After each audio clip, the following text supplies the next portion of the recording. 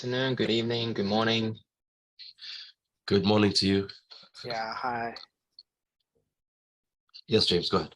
Yeah, I was asking that suppose you went to a vacation and took a break from your trade, and suddenly after coming from a vacation and you try to start this trade again. So at that time, first, what you look at your chart?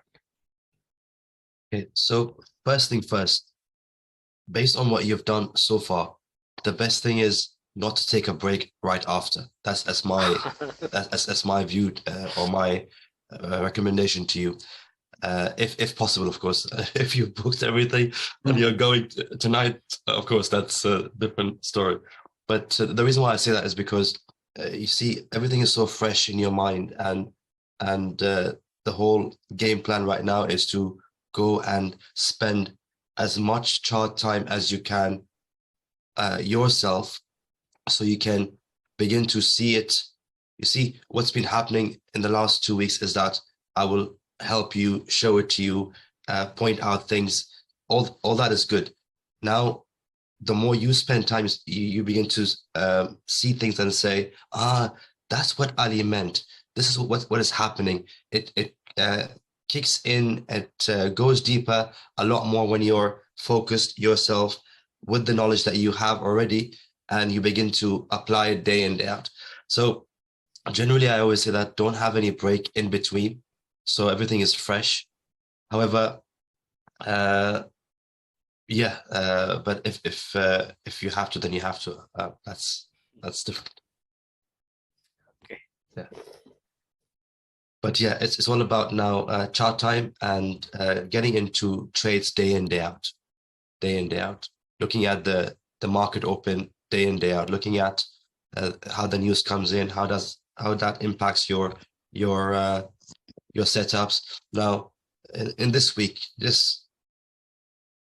we've had CPI news, we've had USD interest rate news, and you can begin to see what happened first with the CPI, then what happened with the interest rate that came in. Where is the price right now? Is it at a level already where they were beginning to react? So keeping those pieces together is now all that you have to do on the charts. Yeah, and those big moves will also trap some big players. They would, yes, they would. And why? Because when the stories belong to a much higher time frame, then you need a stronger move to trap stronger players for you to say, okay, I'm good to now go in that direction. Otherwise, it would be a very, very tiny short-term sell. Yeah. Just take your laptop to your trip, to your vacation. That's all. I have some questions. Yes. Can you give us something, how to do the PAs, how to scan the market, about correlation, how to identify the last guy who started it, or who started it with the correlation and volume? I don't know, maybe there are some tricks. And then yeah, that's all for now. Are you looking at my list? You've covered majority of the points I had in mind, so that's good. We'll talk about it. Yeah, that's good. Okay. One point is that the last session UMP I did with Lucas, and I could notice some differences. For example, the types of traps are different views. I don't know, maybe it's an upgrade of the UMP now. So I'm not sure when you did yours, but we both, myself and Lucas, we both are mentored by Naveen. So same information, same knowledge that we both try to pass it on to you. I did it in January this year. January, okay. January. So maybe there was an upgrade of the UMP. I don't know. Don't forget. You see, the market structures also change every say so often. Every 2 to 3 months you see a different market structure. I'm sure Thomas will tell you that sometime you're in a trending market, sometime you're in a sideways market, and then when we discuss stuff, it's based on the market structure. But the important thing is that when the way you've learned and the way you are able to say get the bigger picture, now when it's in a sideways market, you know, okay, it's doing it because it's in that phase of the bigger story, and soon something's going to happen to drop it, and a trending market will begin to come in. So it just depends on the discussions you're having based on that market environment. If that makes sense. Okay. Anyway, I learned a lot from you in this session, so I'm very, very happy. My New pleasure. words like gap, it's very interesting, and yeah, the time frames, the owner of the time frame. That's good. It's what we would like to hear, because you see, what matters to us is that we're able to provide you with the information, so we don't see you all just not knowing what to do. At least you begin to apply the knowledge, you begin to feel more confident, and we would like to hear good news from you all, to say, oh, I've begun to do so and so, and that as a mentor, that's more rewarding for me and for us than anything else. So I appreciate what you say. Yeah. Thank you so much. I write the review. Okay. Thank you so much. Okay. Okay, so let's put things together, because the whole aim for today is for you to know what you will begin to do on Monday. How would you start your whole process? Of course, this Monday or next week is more of a holiday season, but you get the point for any future Mondays or any future weeks that you begin to trade. Okay, so first thing first.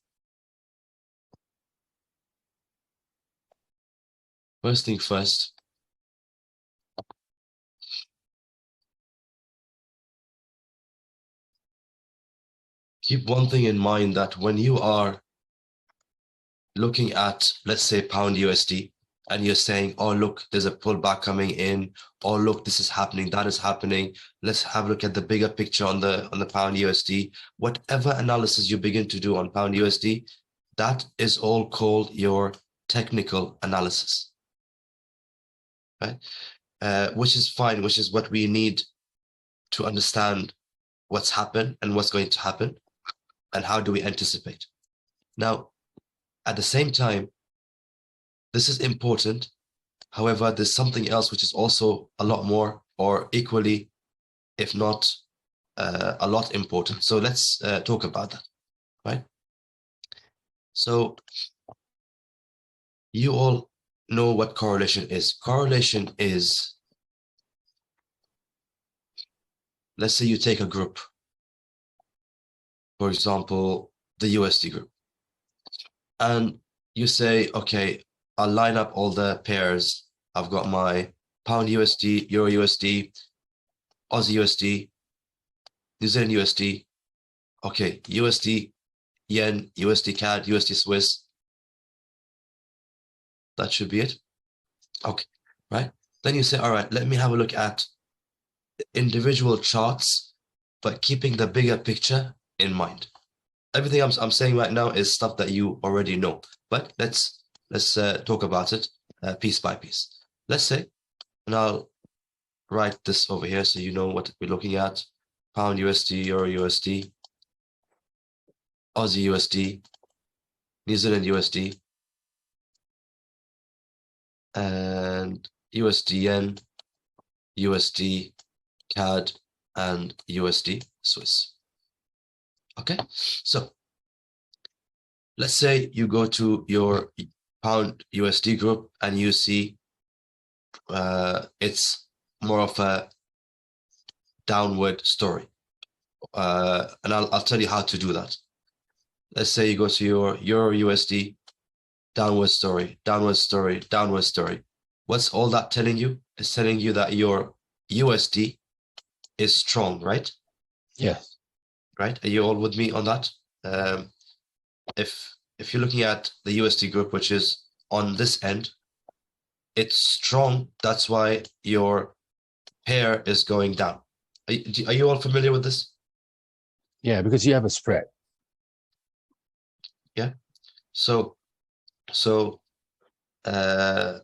we say, okay, at the top, the USDs are all strong. Okay, let's have a look at the remaining. We've got USD yen, it's going up, USD CAD going up, USD Swiss going up. So from the overall group, we're saying the whole of USD is strong. So that USD as a conclusion is strong. What that is telling us is that USD group or USD economy is very healthy. The economy is very healthy. Now, I've mentioned this before, I think, to you all. If not, the whole idea is that the way to gauge if the US economy is strong or any economy is strong, is when you see there is a lot of foreign investments from outside of the US coming into the US because they find the US economy attractive, or it provides higher return, or in the coming months or years, it will provide higher return, right? So generally investors, they're those who react instantly. They're those who are much bigger with deep pockets. They speculate. So they say, okay, now it's doing so and so, but the US plans to do so and so and so projects.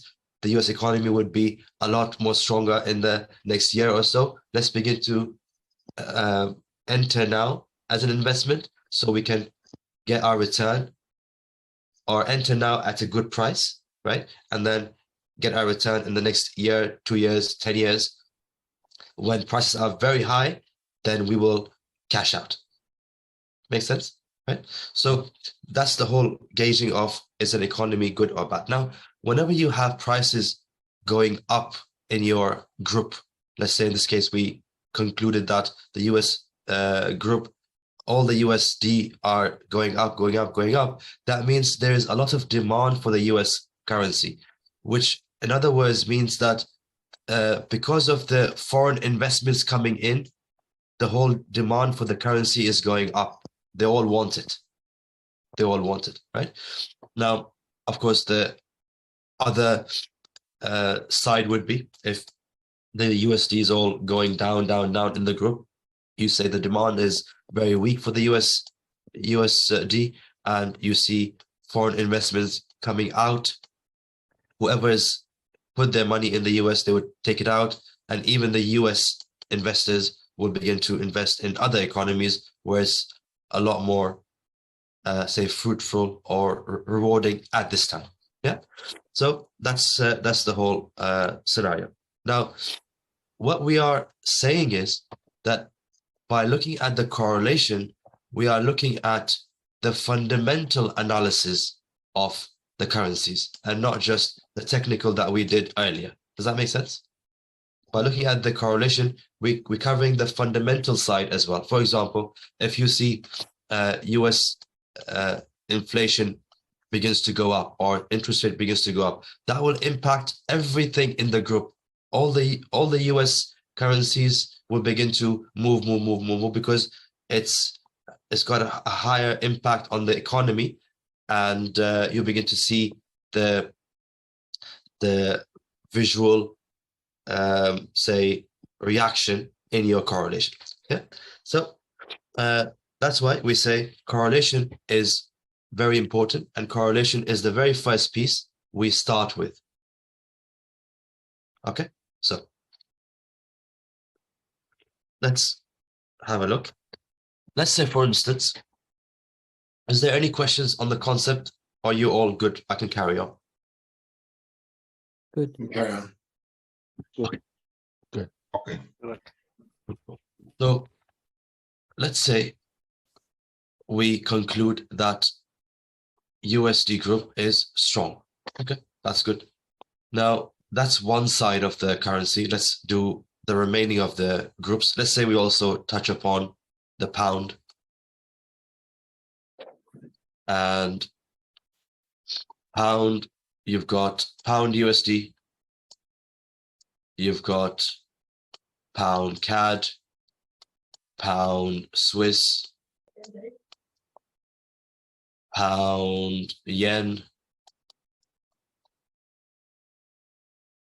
pound Aussie, pound New Zealand. What else? That should be it. Euro pound. Euro pound, we'll just put it aside. Euro pound. Yeah. Euro pound and Aussie New Zealand, we just put it aside. Okay. Because it won't give you a true reflection of how things are. So we say, okay, let's have a look at the pound. Now, we look at pound USD. Pound USD is a down move. Okay, and pound CAD is, let's say, down. Pound Swiss is down. Pound yen is down. Pound Aussie is up. Pound New Zealand is up. Now, as a majority, you've got 1, 2, 3, 4, 5, 6 pairs in the group. From the 6, you've got 4 which are down and 2 up. Do we have a majority over here? Yes. Yeah. Do you see a majority? Yeah. So what's the majority on the pound? Down, up, or neutral? Weak. Weak, Weak. right? Yeah. So we simply say the pound group is weak without having to do any of, anything else in depth. Just simply say, I have a majority over here. It's weak, job done. Right? So then in this case, we say, very good. I have a group which is weak, which is the pound group. And I have a group which is strong, which is the USD group.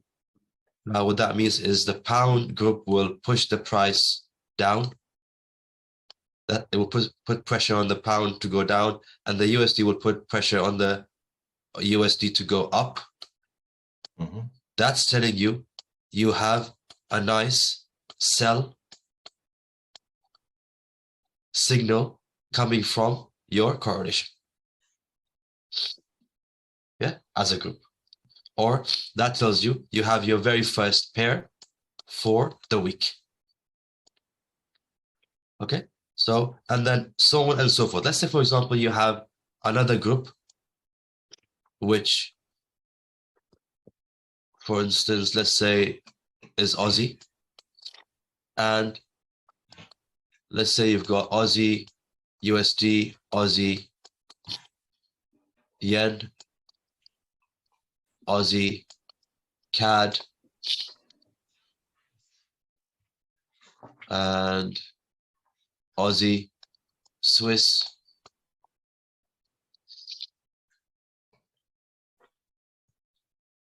and pound Aussie, Euro Aussie. Yeah.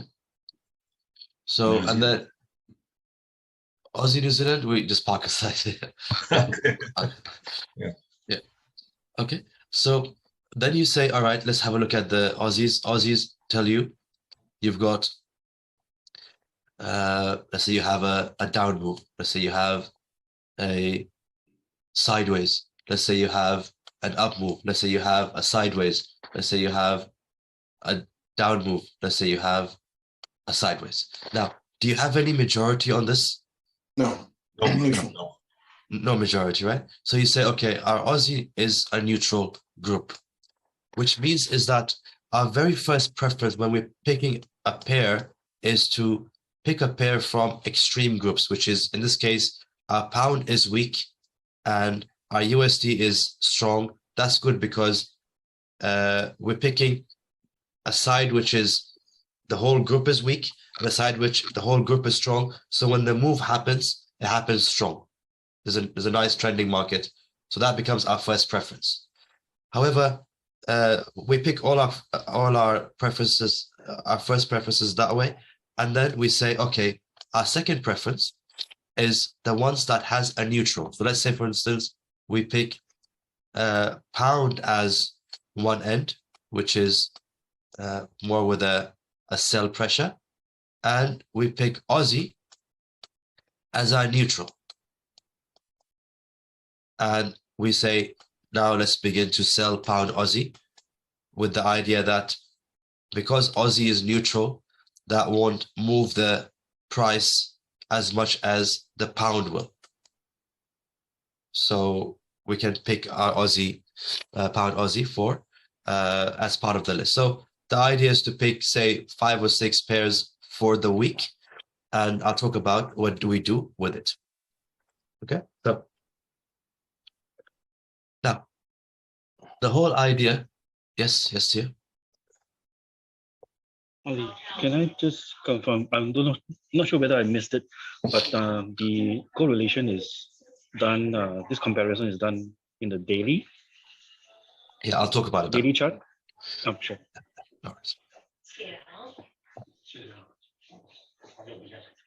Okay, so what do we say is we say next week is a 5-day trading week generally, and it's weekend time now. Let's begin to do our correlation on the weekend. So we do our correlation on the 60-minute chart, and all we are looking for on the 60-minute is where is that flow? Is the flow up? Is the flow down? Is the flow sideways? It's literally like every group should take no longer than 1 minute. It should be that fast, right? So far so good. On the 60 minutes, you do your flow check. Is it up, down, or sideways? Let's do a very quick group together. For example, let's do CAD.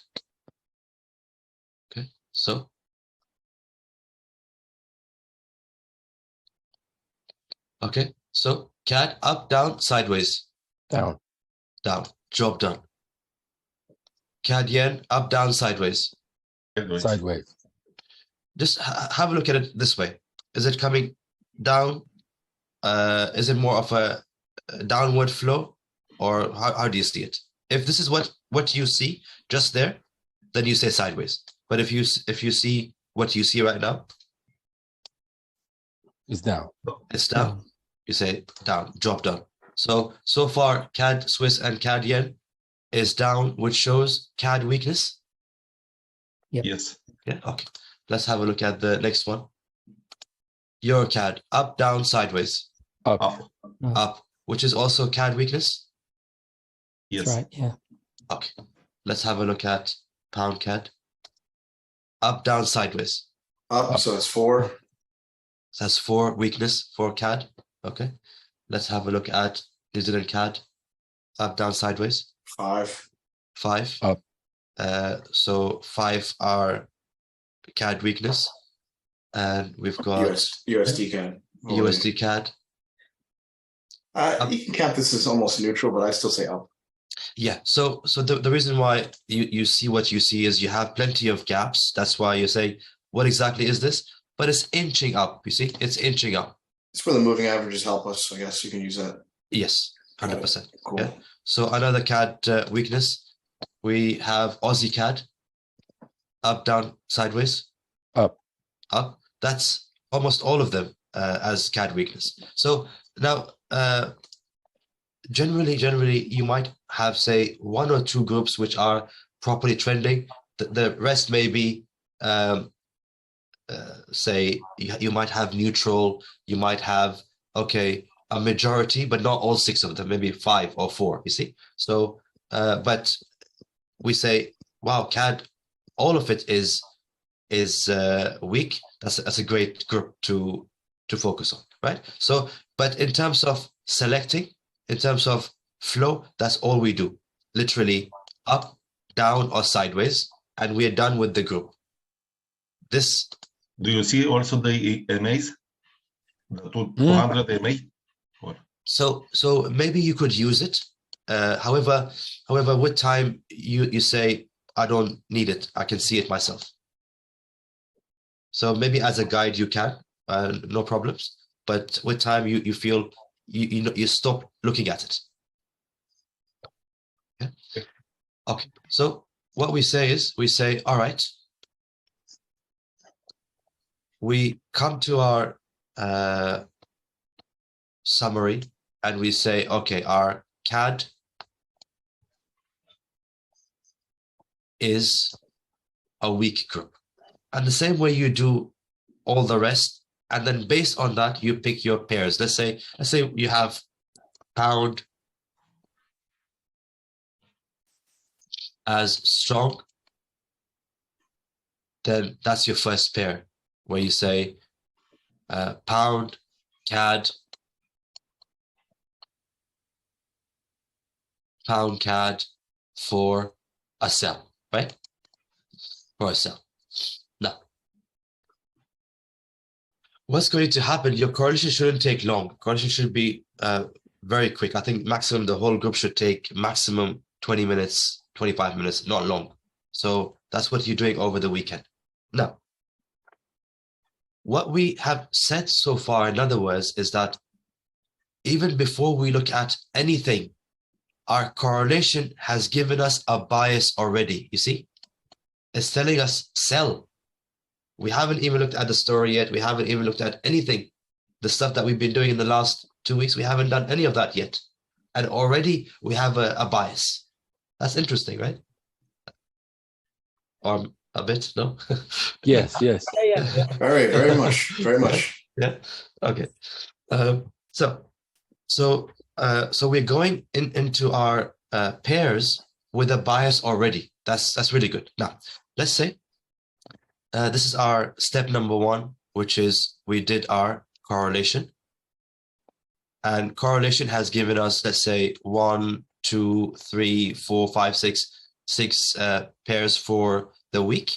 And they've given us their bias buy or sell already. So that job is done. Then we say, all right, let's do our piece number 2, which is very important. Do our story read on just those 5 or 6 pairs and not the whole of 28 pairs. So you know how generally on a daily basis, you're flicking through all the pairs, all the 28 pairs every single day. What's setting up? What do we have? None of that. You're simply picking those 5 or 6 pairs over the weekend based on correlation. And then you say, now I'm looking at my story to understand those 5 or 6 pairs. Right? Now, so that will save a lot of time for you. And please do not, once you're picking your pairs over the weekend, do not look at anything else during the week, because then you're distracting yourself.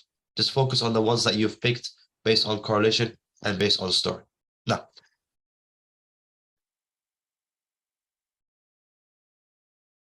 let's say for pound CAD as our first one, we're looking at the story, and even the story that you all know of, the way we've been doing it, you come to the conclusion that pound CAD is a sell bias, an overall sell bias, right? So you say, perfect, pound CAD, sell bias, and that goes hand in hand with what correlation is telling me to do for that week. Remember one thing, you're doing a 60-minute correlation. That's giving you a shorter term momentum or flow of the market, right, for that group. So that would be good enough for just that week. It'd be fine. And then maybe the weekend after you do your correlation again, it will tell you a different story. But for that week, that momentum, you're cashing from that 60 minutes. Now, what that means is if even the bigger story says sell bias, then you're saying that my correlation is also in line with the bigger story. It's in the same flow. And that's very good. Looks like it's the bigger story in play at the moment.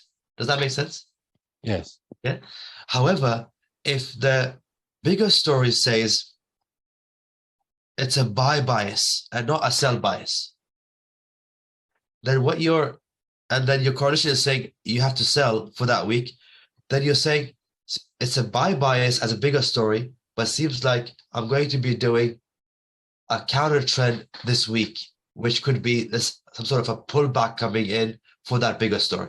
If that bigger story is a sell, it's not always going to sell. It needs pullbacks to sell again, right? The bigger story. So it looks like it's in a pullback phase for that bigger story. That's why we're going counter trend, which is fine as well. The only thing you have to keep in mind is any pullbacks or any counter trend you're doing, just make sure that you haven't reached any level. For example, if we look at the same stuff that we did yesterday, and you know that, okay, the bigger story for Aussie USD is a sell, and you know that right now we're having a pullback.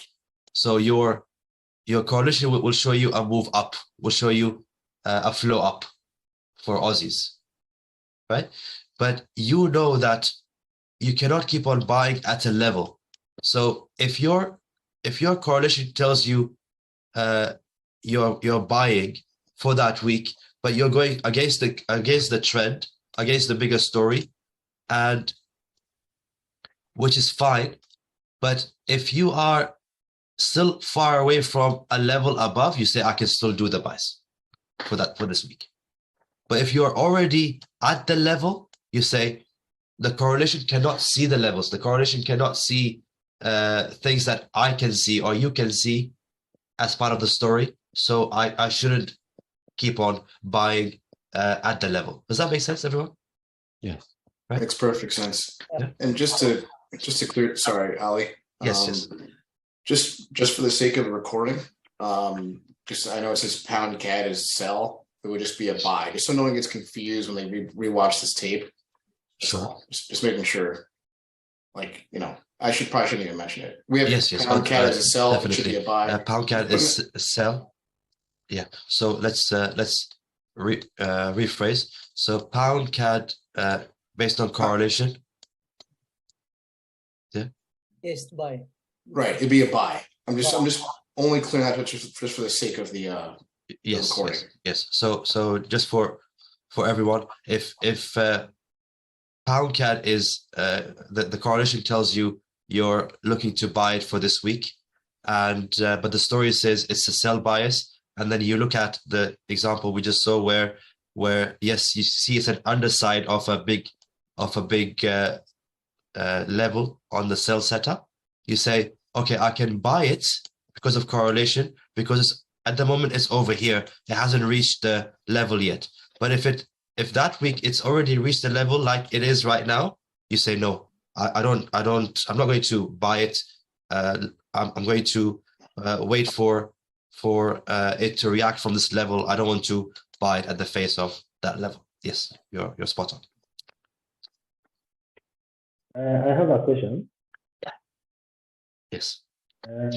Now, correlation, we are looking at 1 hour, yes? In this example. Yeah. The story is always in monthly, or I can use any other time frame. Yes. So I wanted to know if I am now looking at the correlation in 1 hour, do I look at the story for maybe monthly or weekly? Okay, so think about it. You're trading.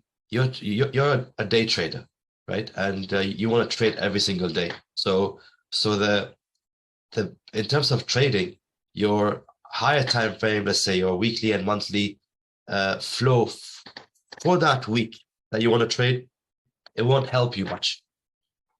However, what you're doing with what I'm showing you right now is by doing your correlation on the 60 minutes, you're covering the short-term momentum. And by doing your story the way you have learned with me, where you cover the bigger picture, you're covering the bigger story. So in essence, you're covering both the shorter term and higher picture, and saying, I know exactly what's happening on both ends. Big picture and small picture. Does that make sense? Right? However, you're still trading the smaller time frame because you're a day trader. So my concern was So if I am looking at the big picture, the story now, and I am trading that 1 hour, I should use monthly as my time frame for that, for checking the story. Yeah. Mhm. Sorry, I missed your question. What do you mean? What do you mean? I was asking. Yeah. Now, if I'm trading that 1 hour, because Yeah. that is what I know you agree. Yeah. So monthly, I want to know the story on a monthly chart. Yeah. Now I was asking, so I should stick to monthly, or I can change. Okay. So let's take this example right now, right? And let's talk about this. Let's say you come to you're doing a correlation, and correlation tells you that your Aussies are up, and it's more of a up bias for this week, right? So then, like I said earlier, then you say, all right, I have Aussie USD that was selected as part of the correlation. And I know that Aussie USD as a bigger picture is a sell story, correct? And I want to buy, and the correlation has told me to buy Aussie USD only for this week. So it's a short-term buy only, because the correlation was seeing an up moving group for the whole of USD, for the whole of Aussie. Now, what that means is, like I said earlier, that because you're also covering your bigger story to say, am I on the right side of the bigger story? Am I going against the bigger story? That's where you're comparing it with your bigger story. So you say, look, the Aussie group was seeing an up move because of that underside coming into a level. So you say, all right, if I begin to buy from these areas, then I will be okay because I still have a bit more room to go. But when you come to your price and you know it's a counter trend buy you're doing, and it's already reached a level, then you say, I'm not going to buy this. It's a counter trend, a short term, based on correlation, but correlation is of course lagging, right? It's lagging. It doesn't.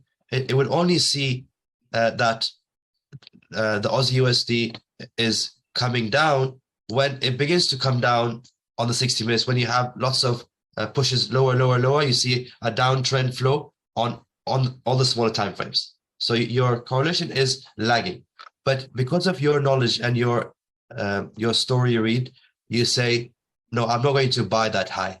However, of course, you would have, because it's an ownership and it's been there for the longest time, you would know that it's the story of this is, once it comes over here and it gives you that refresh on the daily, then a sell is coming. So either you begin to trade the higher time frame this way because it's now getting ready, or you wait for the smaller time frames to get ready and become a trending market, and then you have your smaller time frames also kick in, and then even the correlation will show you. Does that make sense, Paul? Yes, that makes sense. But I think that one is very correct. I understand that. My concern was, should I be always using monthly to know that story? Why don't I use weekly? Why don't you use weekly for what? Instead of I wanted monthly, to because the distance. Yes. But use weekly for what? For your story? Okay. For the story, now I am looking at it from monthly chart. Yes. Okay. But I am trading 1 hour. Now I wanted to know whether it is a rule whereby I should use monthly or I can go maybe to weekly. Why not use weekly to check that? But I am using, maybe the next chart won't be like this one. I would USD. It will be different. Yeah. So this is more to do with this. Yeah. So if you, of course, based on what we've been doing for the last 2 weeks, when you're on the 60 minutes and you keep going to the higher time frame to understand your story, and if your weekly happens to have the ownership, you stop at the weekly. That's fine. Okay, that is what I wanted now to Yeah. understand. Everything is not. Yeah. You can stop at the weekly if you have an owner's refresh on the weekly. Yes, that's okay. Thank you.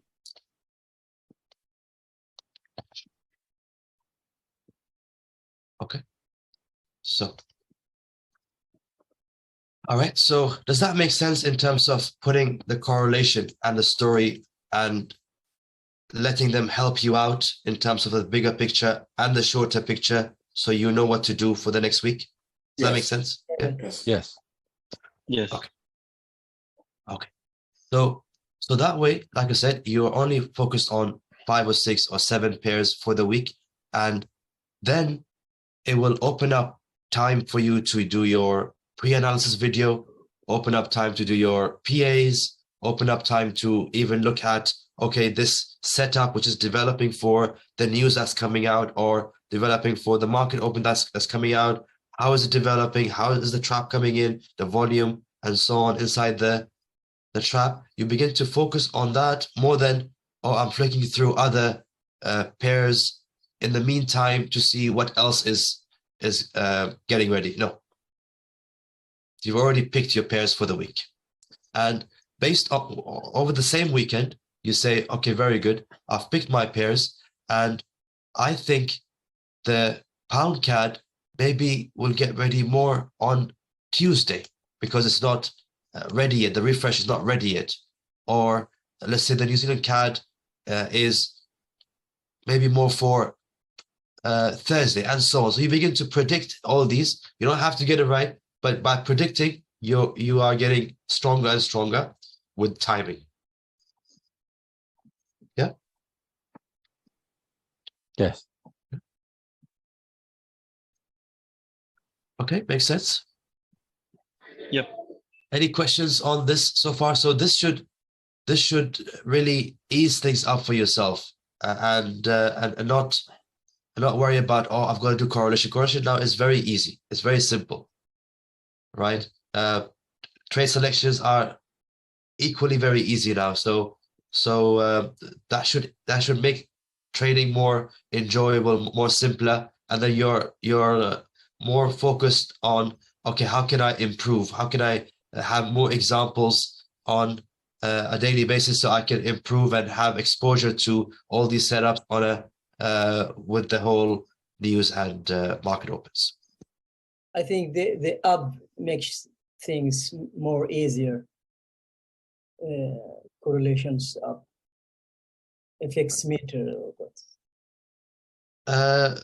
So you're doing it yourself over here. You don't have to use the meters. You're doing it manually, and the more you do it manually, the more you learn fast. Yeah. Yeah.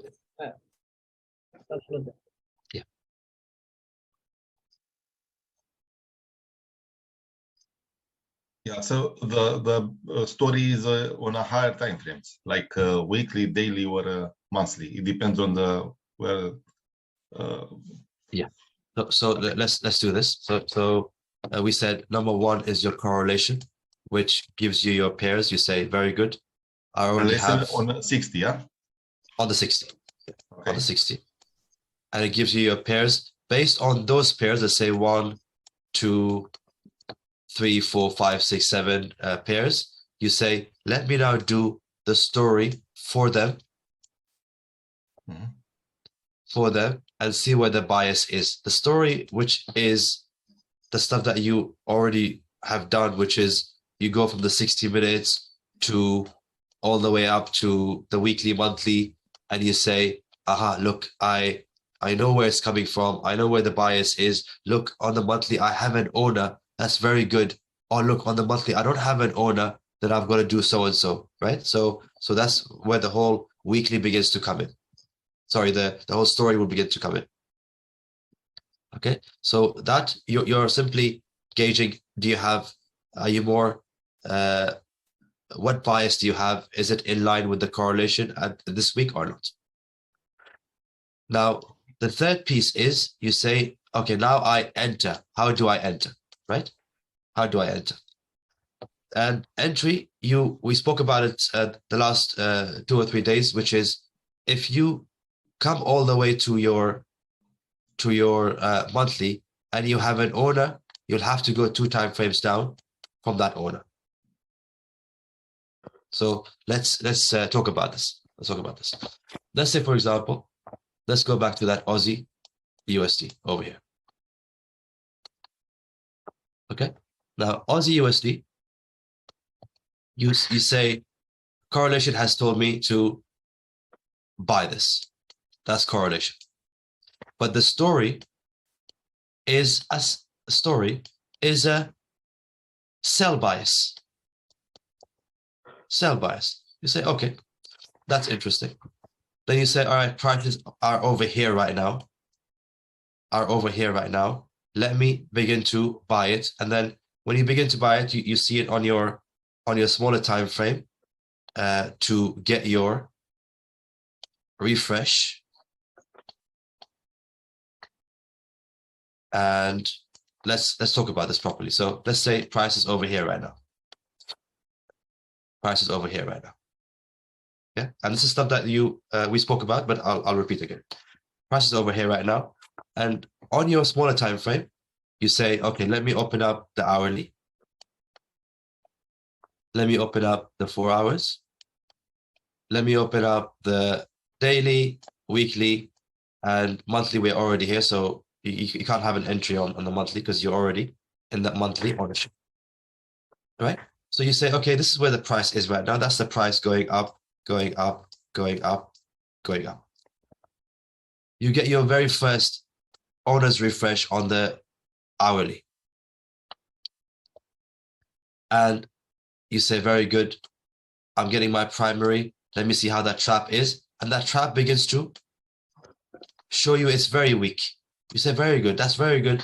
That is confirming to me that I can begin to buy this and take it higher into that level, or worst comes to worst, I only buy up to just here, which doesn't even go any higher than that. So it's up to you. Okay. Now, of course, if that hourly refresh fails or the trap comes in very strong, you say that's fine. Maybe the 4 hours wants to take it. So you say, okay, let the refresh come in on the 4 hours, and then I will have a look at that trap area. And then the trap begins to come in very bad. You say, okay, looks like it's the 4 hours wants to take it. I'll take it higher to wherever you like. So that's how you treat your entries. Now, why are you buying it? Because your correlation told you for this week it's going up, and rightly so. It is going up this week, right? But for the bigger story to sell, it needs prices to levels before they sell. Now, however, so far so good, everyone. You're all good with this? Yeah. Yeah. But what we should do with the trade on 60? It fails.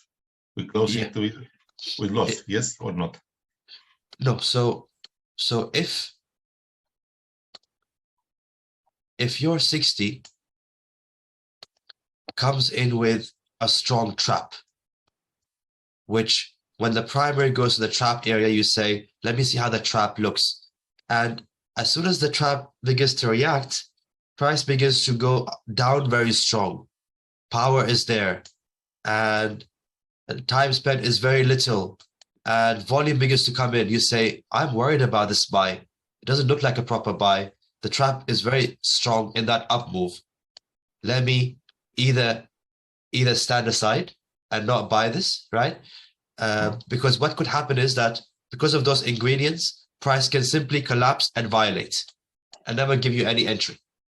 Okay. Right? However, if it does give you an entry, which is what, on the 60 minutes, how would it stop? Refresh. 5 minutes. Yeah, on the 5 minutes, it begins to stop and gives you an entry. Now, if you are looking to buy this for the 5 minutes, you're saying all I can take it is up to here and nothing further, because the trap is still strong. Yeah, but like I said earlier, higher chances than not, because of the strong trap, this it can violate very easily, and you say I never had any entry. Okay. So that the trap should keep you safe and avoid any, say, unnecessary trades. Yeah. Okay, understood. Yeah. Yeah. Okay. However, if you are over here right now and your correlation is saying to you buy, but you know it's a sell bias and it's already at the level, you say, no, I'm not going to buy. Correlation, you're good, you're strong, but I'm smarter. I know what the story is. Right? So over here, you say, I'll stop all my buys. I won't buy anymore. However, because now you are on this story, and you can see that price is already at the level, you say, I'm going to mark this. And then as soon as that daily begins to come in and bring in a refresh, I will get involved as a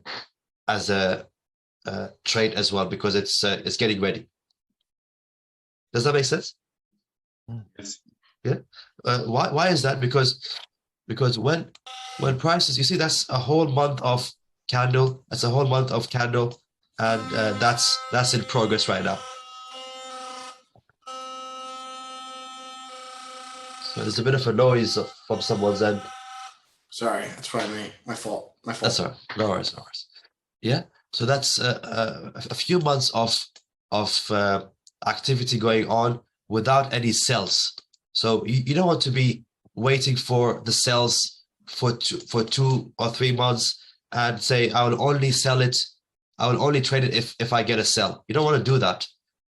In the meantime, if you get buy opportunities based on correlation, based on important reasons, you say, I'll buy it. But you know when to stop. That's the important thing.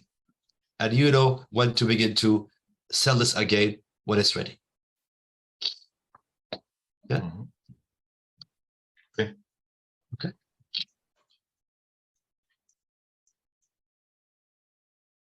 So what will happen is on the daily, when this begins to bring in an owner's refresh, then even that piece on the 60 minutes will begin to show, oh, a downflow is coming on these pairs. So then gradually the correlation will begin to catch up. Does that make sense? So there's a phase where it gets lost by the correlation, but you know what that phase is. You know when it's getting ready to sell again, but correlation misses that because it lags. Ali, if you have 3 seconds, can you look at New Zealand CAD? I think it's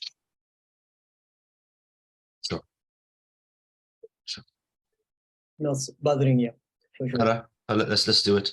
But are you all good with that? So for your entries, this is how you tackle it. You say, all right,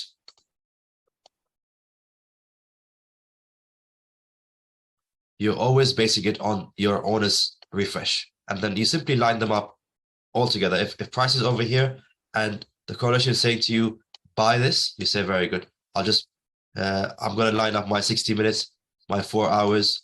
Generally, it's around the 60 and 4 hours. It's between the two, generally. But you say, just in case it wants to allow the daily to take it, I'll also line it up and I'll see how the refreshes come in, and I'll decide based on that. So you don't have to worry about, oh, is now my 60 minute my time frame, my 4 hours, and if it's 60 minutes, it's the 5. If it's the 4 hours, it's the 15. You say, I will let the market tell me. If it's the 60 minutes and prices begin to hold, that means my setup is getting ready as a refresh on the 60 minutes, and 5 minutes is my entry time frame. If it's the 4 hours, then it's the 4 hours as my honest refresh, and the 15 minutes as my honest as my entry time frame. If it's the daily, so on and so forth. Yeah, yes, Nicholas. Sorry, all this makes total sense, and the concept's phenomenal. The only question I have, which is, relates to your experience, are there instances where a session can have this trade leave without you, and then your risk to reward is off? If that's the case, you just let it go? Yes, it's possible, and especially it's possible when the activity is high. For example, if we look at pound USD right now, and pound USD, very quickly, pound USD, when strong sells begin to come in from the levels and the activity becomes high, then, for example, if we are waiting for a setup to sell on the London or New York, that would have already done in Asia because the activity is very high. Or let's say if you're waiting for it in Asia, then it would play out in a different session, and that's fine. If you lose it, if you miss it, you miss it.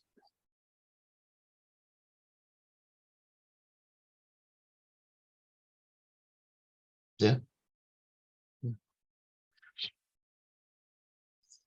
But it generally happens when the market is now on. It's just moving, and even Asia becomes active suddenly. It's like, Right. wow. From your experience, like I'm assuming you only trade London, right? So from your experience, do you trade all three? No, just London and New York. Oh, so you trade both London and New York. Okay, so you generally, yes. Okay, got it. So you'll have more of an opportunity to see these play out. But if you for me, for example, I'm not going to trade London at all. So there could be more instances where that happens, right? Like I'm watching something and it just happens overnight. That's possible. Yes. I think London is a very important session Right. that moves a lot of setups. Yes. Right. Okay. Thank you.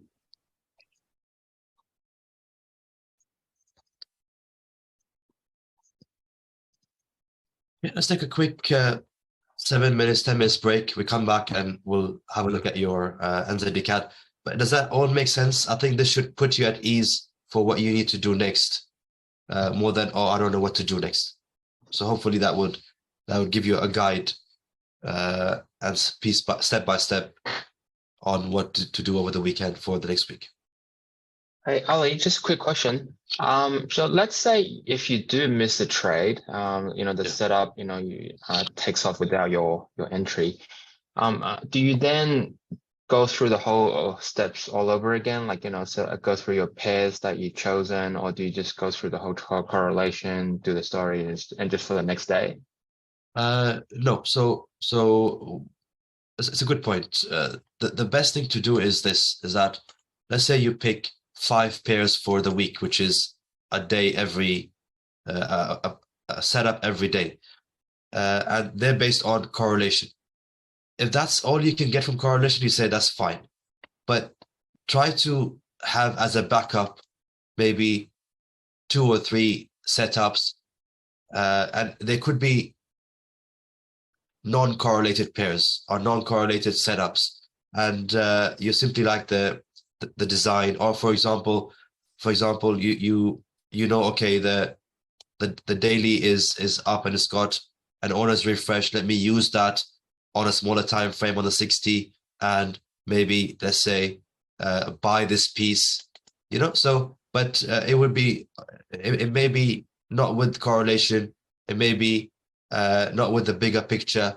So for those, you could simply say, okay, I'm picking 2 or 3 just for a backup in case I don't have anything to do on that day, and you just go smaller size on your risk. So you don't take a full size when it comes to risk management, because your pairs are not based on a proper correlation, a proper flow from the group. Okay, all right, thanks. That way it will keep your week more relaxed. You don't want to be flicking through charts or pairs during that week on a daily basis, that's not good. It's not good. Okay. All right. Thank you. No worries.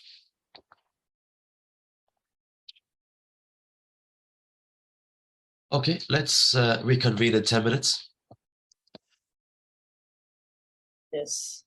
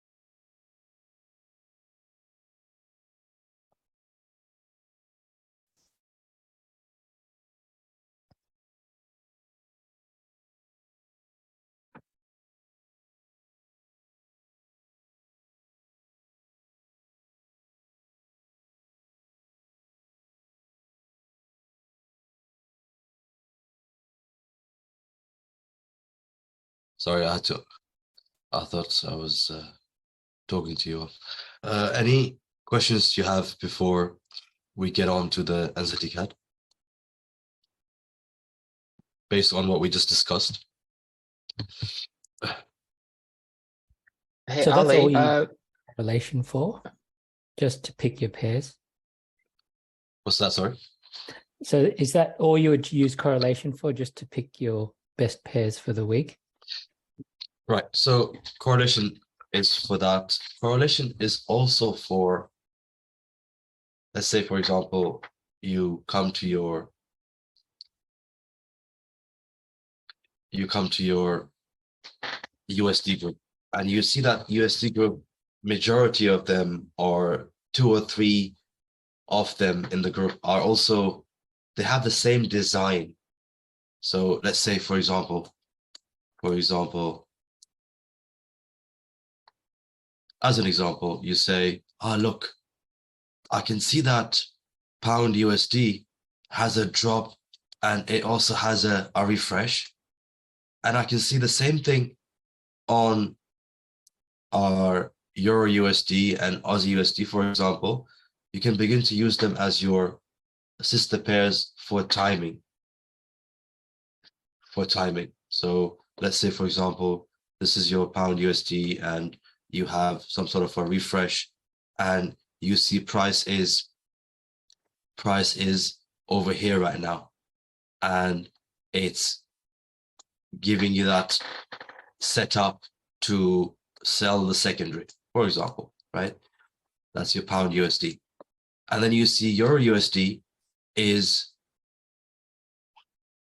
and then you're saying, and then your setup on your entry time frame is still developing, it hasn't developed yet. So you're saying, could it stop from here and go lower? Could it come a bit higher and then come lower?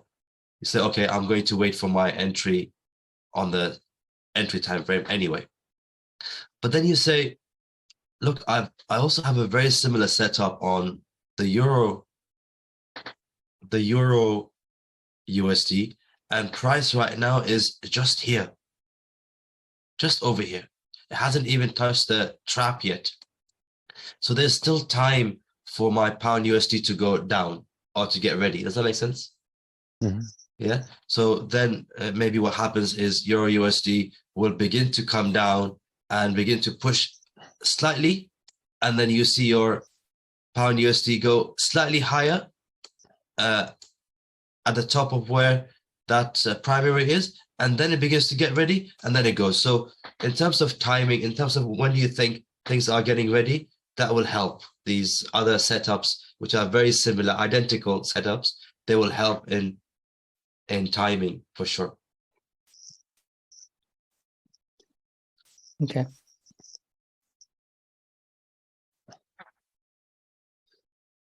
Hey, Ali, got a question. So quite frequently you see, a lot of day traders, they have like 5 or 6 different monitors, have all these different charts on their desk. Yeah. I guess for a forex trader, from what we learned in the last 2 weeks, I mean, it's just really, we really just need a 1 or 2 screens just to show us the correlation, just for us to pick the charts, right? I mean, how do you do it normally? Yeah, so I've got 2 32-inch screens side by side, and to be honest, when you're younger and you're like, oh, I'd like to have screens on my walls, on my sides, everywhere at the back, and you are thinking about that. But the more you're only using 2 screens, the more you feel, sure, I can bring that, but it's not going to add more value, or it might just complicate things because you have so much to look at. Whereas 2 screens, I'd say a good size screen is beneficial. 32-inch for me has worked. But I always do my analysis on these 2 screens. And then once I know what I'm doing for the week or for that trade, then I can always be on my laptop or iPad, because I know what I'm waiting for. But the analysis would have to be done on the screens. It really helps. Okay. But I think when it comes to it's personal preference, but I just don't feel there's a need. But it's more about, oh, okay, there's a new gadget, there's a new monitor. Like I had got a gaming PC for this, and you don't even need a gaming PC. It's gaming PC is so strong for the charts. You just need a normal PC. So you see, when you first get excited, you just begin to buy stuff, but there's no need. The thing is that Okay. it should not be hang. Should not be hacked. Hang. Yeah, but you see, we're mostly on the No, I mean web-based. the system. The system should not be hang. I mean, it should not be given trouble while you're trading.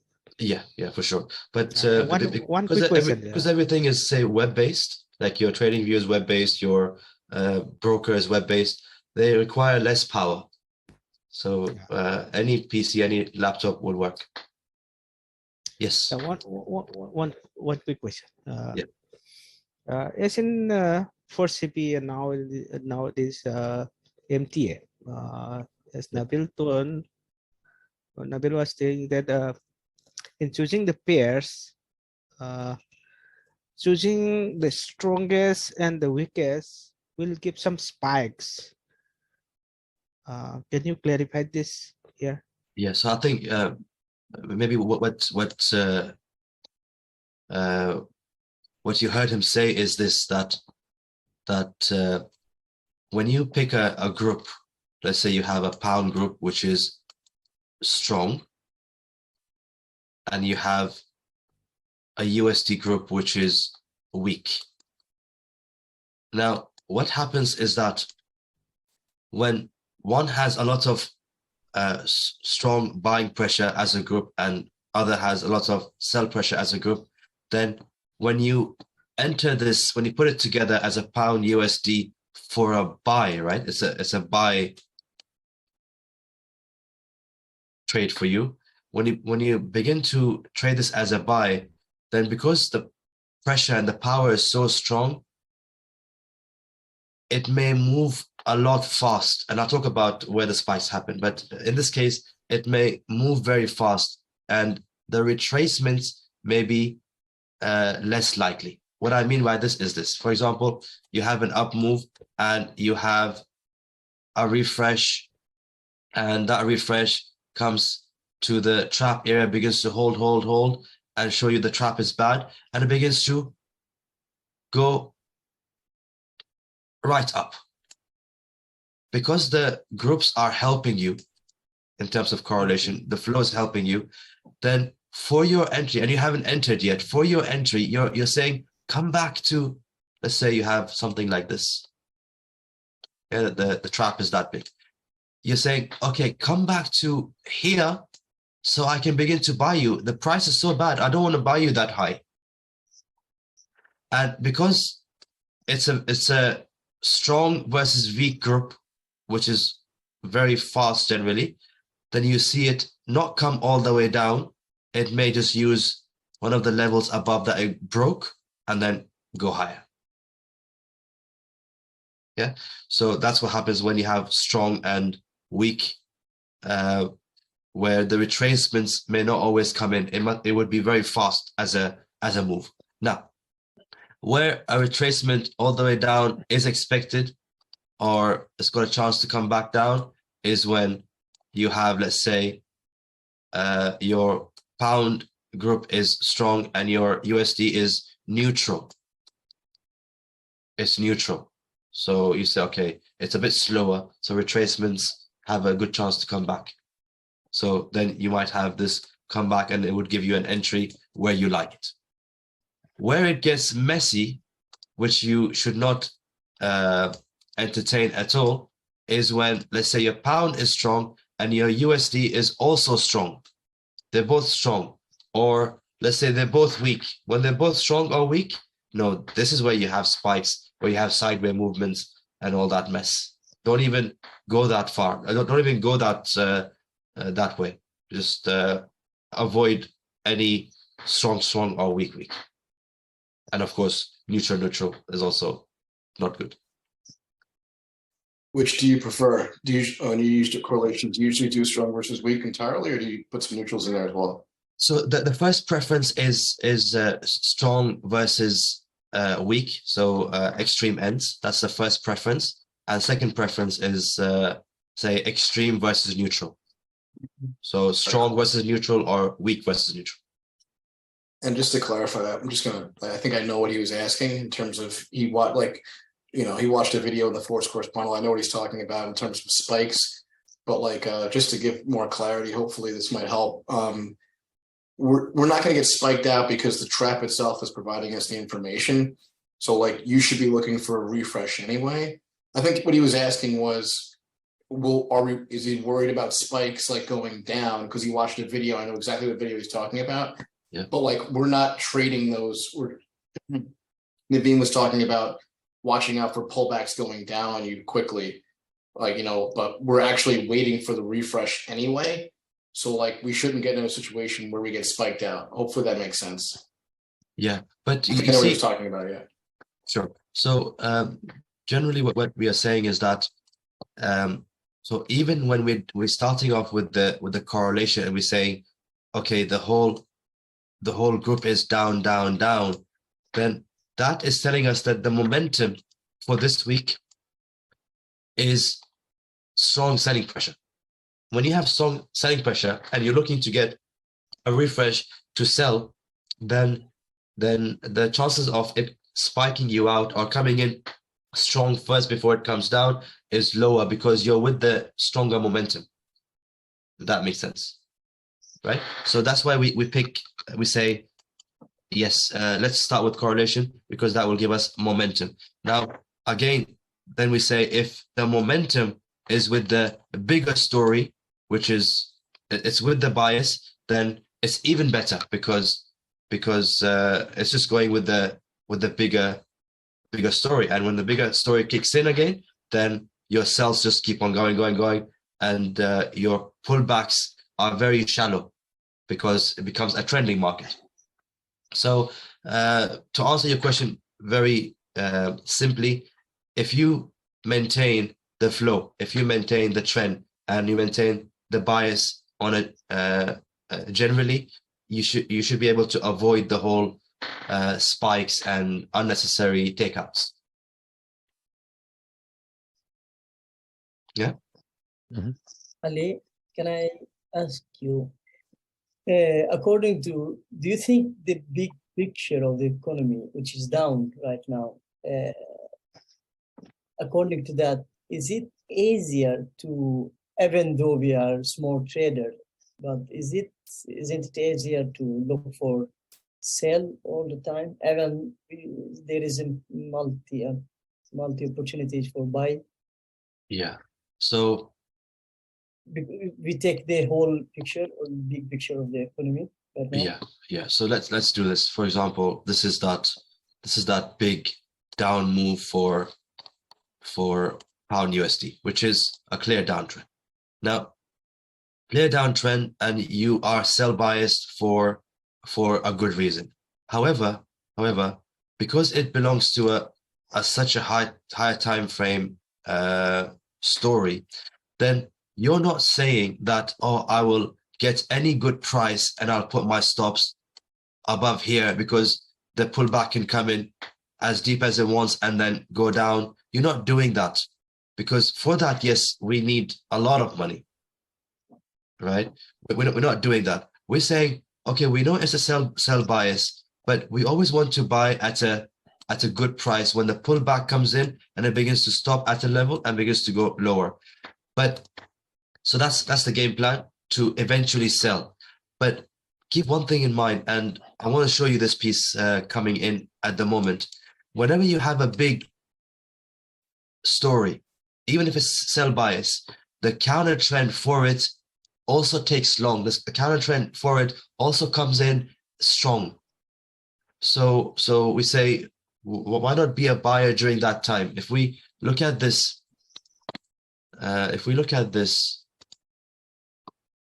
piece coming up right now on pound USD, that's almost 3 months of move coming up. We can benefit from it. Now, how do we get a sign that a strong bias coming in? is because of that. So let me go back to, let me show you this point. When it comes to it, let me show you how it comes in. I think it's actually very fascinating. I think it's really cool the way it's showing us examples on the pound USD. Now, this is that very bottom that it created. It came in strong, but all of a sudden, higher volumes begin to come in at the bottom, telling us, okay, something is cooking at the bottom. And then the refresh came in extremely strong. That refresh came in extremely strong. That on its own told us that expect a higher refresh, a higher pullback. So even if, say, at one point you were wondering, oh, I don't know, I'm not sure, let me just wait, and you see that should put you off for the sells. That should tell you don't sell. In fact, a buy from here as a counter trend buy is ideal, because a strong move up is likely to come in. And then you look at the same. So you have your refresh over here, you have your primary, and then you have your secondary that tries and then goes up straight away. So then you have a violation over here. Have a look at your 4 hours. 4 hours, strong move up as the first leg, inability, that's all inability, and right away it begins to create a very strong refresh, right? So let's have a look. That's your refresh, and this is still your refresh going up, refresh going up. This is all still part of, this is your refresh right now. This whole thing is your honors refresh on the 4 hours. It's so massive, right? That's giving you another clue that expect an even deeper pullback coming in as an overall story. Does that make sense? Mm-hmm. Yeah. So not to get involved in the buy side for 3 months. It's a crime. It's not. We should be involved in the buy side. But let just looking at the traps, let the dates. refreshes give you that indication. There's a lot of gem of an information inside those refresh and inside those traps. So the more you do it, the more you would fall in love with it. It's how it works. It's how it is. Yes. Go ahead. Yeah, I was just looking at the dates. So September 26th, that looks like that was just a few days before the Bank of England announces they will buy $65 billion worth of pounds to pop up the bond market. Okay. Yeah, that's a lot of money. Yeah. There's always a reason for the move to happen. So you'd always when you read about it, like, okay, that's why it's going up. But as price action traders, the clues you get, and then when you put that with those reasons, you're like, wow, I can begin to see stuff on the charts. But yeah, you're correct. It needed something big to move it up. And I think the other reason, Ellie, was your previous prime minister, and he was giving a tax break to the rich. And that's why pound was crashing down. It was coming down.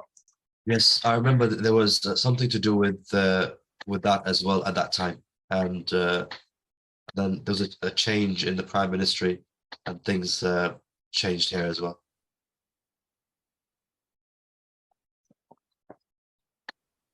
It's actually good because you're trading something which has reasons. It's got like a global or local or national reasons, and you can always relate back to it and say it's happening for so and so reason.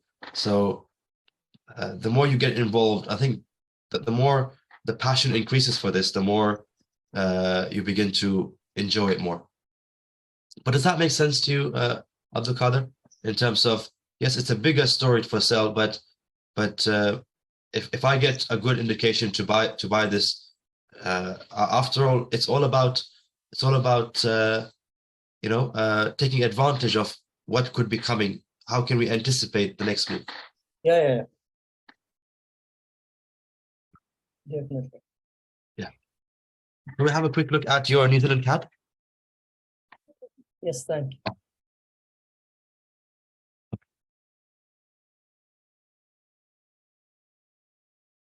So New Zealand CAD, when you come to your, and I'm going to just take you through the story first, and then you tell me what your question is, yeah? So New Yes. Zealand CAD, Actually, Yeah. the whole how I read the story. Actually, the whole my question is the story itself. sure. So what do you prefer? Do you prefer you doing the story and I help you out, or how would you like it? I don't mind. It's okay if you read it, so we Okay. keep time for others, save time for others. Okay. So what we have on the 60 is we've got a strong momentum up. It's a proper up move. So we say that's very good because 60 is showing us a strong momentum up. Then that's a good starting point. Now, then the question always comes up is, okay, how far is it right now? Where is this move coming in from anyway? What's the bigger story for this? Is there a level above that we are approaching right now where things can become a bit trickier? All that, you have to begin to think about it and say, okay, if refreshes are coming in on the 60, would it ever need a deeper refresh, or let's say a 4-hour refresh or a daily refresh? Even if it's an uptrend, would it need a 4-hour refresh or a daily refresh, where if that happens, then you will see deeper moves on the 60. So you have to be a bit more careful when those deeper refreshes begins to come in. You'll have deeper refreshes, and your 60 would disconnect from that uptrend for a while before it will continue to go higher. Yeah. So that's the concern we would have when we see an uptrend, but we say, okay, everything looks good at the moment. All we want to confirm is that, okay, we're not at the level at the moment. And secondly, it's an uptrend story on even the higher time frame. So when we buy this, we buy it with comfort. We buy it with our eyes closed. But if we simply begin to buy the 60 and not go to a higher time frame and only say, give me a refresh, I'll buy it, then believe me, you'll have a concern within you that, oh, what if? So instead of living with that concern, just go and check and get done with the bigger buys. Yeah. So we say, all right, let's put a box on this and let's understand what this looks like on the higher time frame. So far we go up to the high time frame with a buy bias. So don't forget that. Yeah. Now, one thing to keep in mind is this. Generally, we don't like the move going up having deeper swings, right? We say, what is this? Why is it not looking like a proper move up? We want a proper move up. In this case, it is a proper move up. So we say that's good. However, one thing, and with experience, you will gain that, is a proper move up could also be a deception if it's coming from a higher time frame story. What I mean is this. Let's say, for example, what we had on the Aussie USD, which is you have a down move on the higher time frame, on the monthly, and you have a refresh, honors refresh, and you have your piece coming down. And right now, that test, underside test, is coming in so strong as a reaction from the trap people below, that it's coming in so strong that on the smaller time frame, like the 60, it will show you a trending market up. Does that make sense? Mm-hmm. Yeah. So these underside tests may come in strong. So keep an eye out for them. Could that be also an underside test for something on a higher time frame? If it's not, then you have a proper uptrend. And that's fine. Yeah. Now, so far so good. Are you all with me, or is anyone confused? Yes, we do. Okay. It's okay. Yes. let's go to the 4 hours. And 4 hours says, interesting, there seems to be something over here. And at one point it was holding because of that something over here before it began to break up. And then maybe this is sitting on top of that something before it begins to go stronger and stronger and stronger and stronger. The 4 hours also shows me a strong move up. So that's good. The only thing I'm not sure about is, what is this piece at the bottom?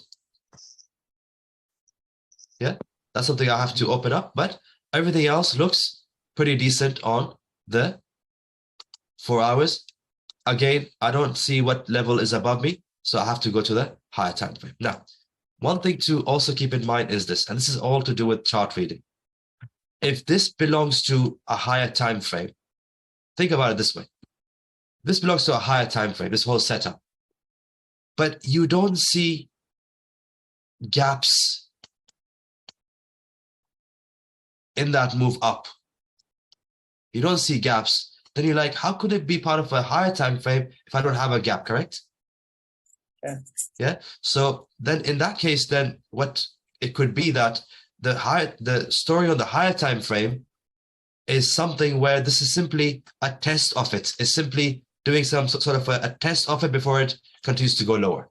So you have to be careful with that. Yeah.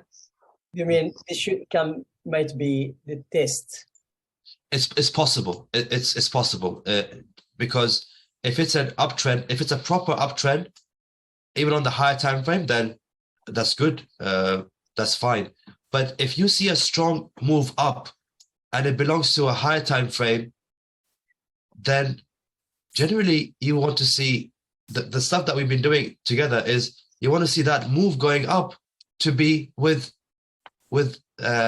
gaps to show you it belongs to the higher time frame. Why is it doing this right now?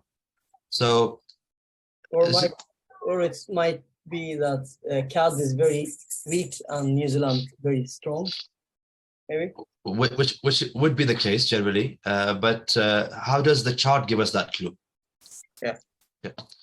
Okay, so this is all assumptions, right? It's all assumptions, but it's good to do assumptions before you go to the higher time frame. It helps you with visualizing what's above you before you go, and you will see that with time, that visualizing becomes stronger and stronger. Then you begin to say, no, wait a second, I don't think this is a proper uptrend. This could be this, it could be that, and you begin to become more and more accurate. Now, so let's do this. Let's say I have this up moving piece. All I've got to still confirm is what is the level above? I can't see it. And what is this piece that's coming down? How come I have a piece coming down before such a strong momentum up? So we say, let's go to the daily. We go to the daily. And straight away, the daily begins to tell you, wait a second, you're in a down moving piece with a lot of gaps. And then you have this piece coming in. This reminds me of Aussie CAD as well. Yeah, a little bit. Yeah. Okay. Whatever the case is. So we say, things are changing right now, right? So that piece right now can be a test of some sort before it coming into these areas before it begins to react. So let's keep that in mind as a scenario. Okay. But whatever the case is, that up move bias that we were having is now out of the window. It's not there anymore. Right? Now we say, what is this piece that's coming down? A lot of gaps, but as it's going up, there's no gaps. What's happening? Let's open this up higher. But the bias is now shifted. Let's see if we can move more towards a sell bias. Let's see. Let's open things up a bit more. Now, let's go to the weekly. The levels are gradually showing up. So we say Is it reacting from these areas at the top? Is that why it's doing? Or is it a bit more? Let's open up the higher time frame. But something is showing up now at the top. Weekly. Okay, weekly, we say even bigger mess. Why? Because we were seeing that piece coming down, but what is all this? What is this going up sideways, that underside, hold, and this is breaking the whole lot? Could we be in some sort of a rollover? I'll talk about rollover in a minute. Let's confirm this. Could we be in some sort of a rollover at the moment? Right? So whatever the case is, we say, let's open up on the monthly. There's still big gaps, but let's confirm it even further. Let's go to the monthly. Okay. And the monthly begins to tell you that you are actually in a big sideways movement right now. And this is a rollover. Let me explain what a rollover is. Does anyone know what a rollover is? It's vague. Yes. No. Yes. Okay. Okay. No worries. So a rollover is you have, let's say, some sort of, it's similar in terms of concept with the channel. So a rollover is, let's say, this is your starting point and it's going up, not in the best form, and then it goes up, begins to go sideways, begins to come down as a channel, right? It's not leaving that top that easily, right? Begins to still hang around, and then you have a break of that whole area. That generally is a rollover where a lot of fight is happening between the two currencies or two economies, and then eventually it resolves. So then the rollover concept is this, is that if the whole story is a down move, and this piece is some sort of a rollover in that down move, then the bias will be a sell side. And this underside is very common in a rollover, very common. And the way it's coming in that strong is also very common, right? But if it's a buy bias, if the whole thing is an up and this is a rollover, then it will break the way it does, then it will begin to fail to go lower and then shoot up. So very similar to when it comes to channel based on what the direction, the overall direction is. Let's have a very quick look at where the bias is, and then we'll come back to what this is. Now, as soon as we go to the higher time frame, we have a down move, and this whole thing is in a sideways, and we have a rollover happening in that down piece. So the bias on this is a sell side. Does that make sense? Mm-hmm. Yeah. Okay. That being said, yeah. Okay. Now that being said, we say, okay, story is, even if it doesn't want to break below that range, but whatever cells come in would be cells up to here, and then low up to here. But that will take the longest time. But it comes in with a sell bias, so that's something to keep in mind. What that means is this. So if we go back to the monthly, what that means is this, that this rollover and this attempt to break through that chunk above to give an underside is simply an underside to then continue lower. That's the whole idea with this. It's very similar to, actually similar in the move, and one second, I'll go back to Aussie CAD in a minute. But does that make sense?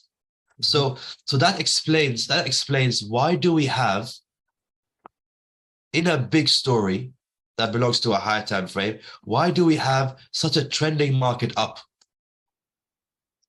Because it's simply an underside test, and that does come in strong. So if you see a steep, that's a very steep pullback coming in, but it's an underside test. That's the nature of it. Yeah. So again, similar concept. Now you say the lower, or the how however away it is from these areas, right? I can buy, but if it begins to go deep, then I have to be a lot more careful, because what if it begins to hit back down quickly? So what happens in this case is that you begin to be a buyer. You begin to be a buyer, but you say, I have to watch out. I have to watch out.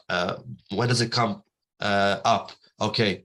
Generally with these ones, they come in deep, but when it's coming to that piece, you're worried. When it's coming to that piece, you're worried. That piece, you're worried. So that's how this piece is. Does that make sense, Abdul Qadir? Yeah, now when you mentioned the rollover, it's make more sense, because I didn't know. I thought I did the same thing. I thought it seems like it's a range, but it wasn't like real range. So therefore, that's why I couldn't decide it. That's good. That's good. But you see, a rollover could be, this piece could be over here immediately after the move down, or it could be within that range, slightly away from that move down, and that's fine. I mean, this whole thing is a massive time frame. We don't even have an owner, so there's nothing that we can solve on this. But we can gain a bias. Why? Because it's a down move and it's in a range right now. And the very immediate piece is there is a rollover that couldn't do that, and it's got a higher chance to maintain that range, if not even maintain that trend. Yeah.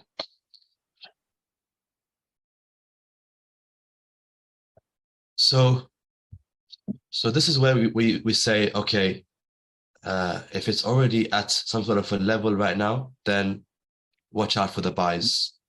You'll have you might have problems. So if we look at Aussie CAD quickly, Aussie CAD is, there's a big reaction on Aussie CAD. That's the monthly story. That's the ownership, and that's the reaction from the bottom, and comes in very strong. We saw it. It was coming very strong on the smaller time frame as a trending market up, but we say don't believe in this. This could easily touch and then begin to come back down again. Yeah, so buying that high would be of a worry for you, but buying generally is fine, because it's a higher time frame counter trend, and it takes a while to go. That's a whole month and a half of an up move. Okay. Is there any other concepts on trading? Sorry, like a rollover, this kind of concepts which make me confused. Sometimes the charts look alike, but act a different way. No, I think that should be it. That should be it. It's all about, you see, now it's all about chart time and thinking about it. Oh, what is this? And then imagine this. So this would be very common for you, where you're on your 60 and you're on the 4 hours and you see trending market up. You say, oh, very good. Ali has showed us to confirm the high time frames. I'll go and confirm, but I think it's still really strong and healthy, so I should be okay to come back and trade it as a buy. And then you keep on going to the higher time frame, and then you say, oh, look, it's actually in a bigger mess. It's actually in a sell bias. This piece, that's just an underside, and then you begin to say, okay, well, next time I won't be deceived if I see an uptrend on the 60 minutes.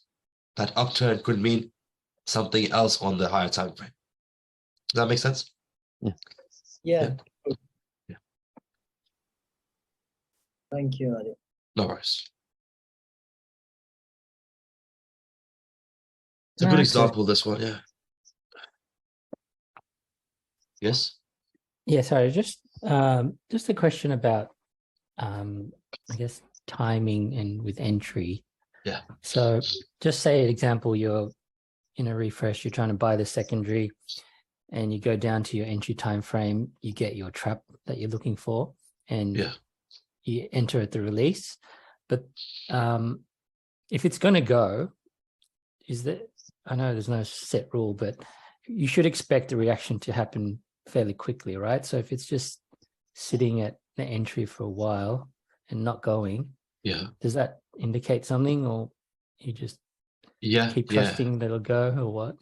Yeah, so it can, and especially it happened with this week when the pound and the USD was waiting for the news. So yes, if you have a setup and it needs to go, and you see instead of launching, it's doing a sideways movement on that same area where it generally launches. Let's say, for example, as an example, let's say, for instance, you've got a refresh,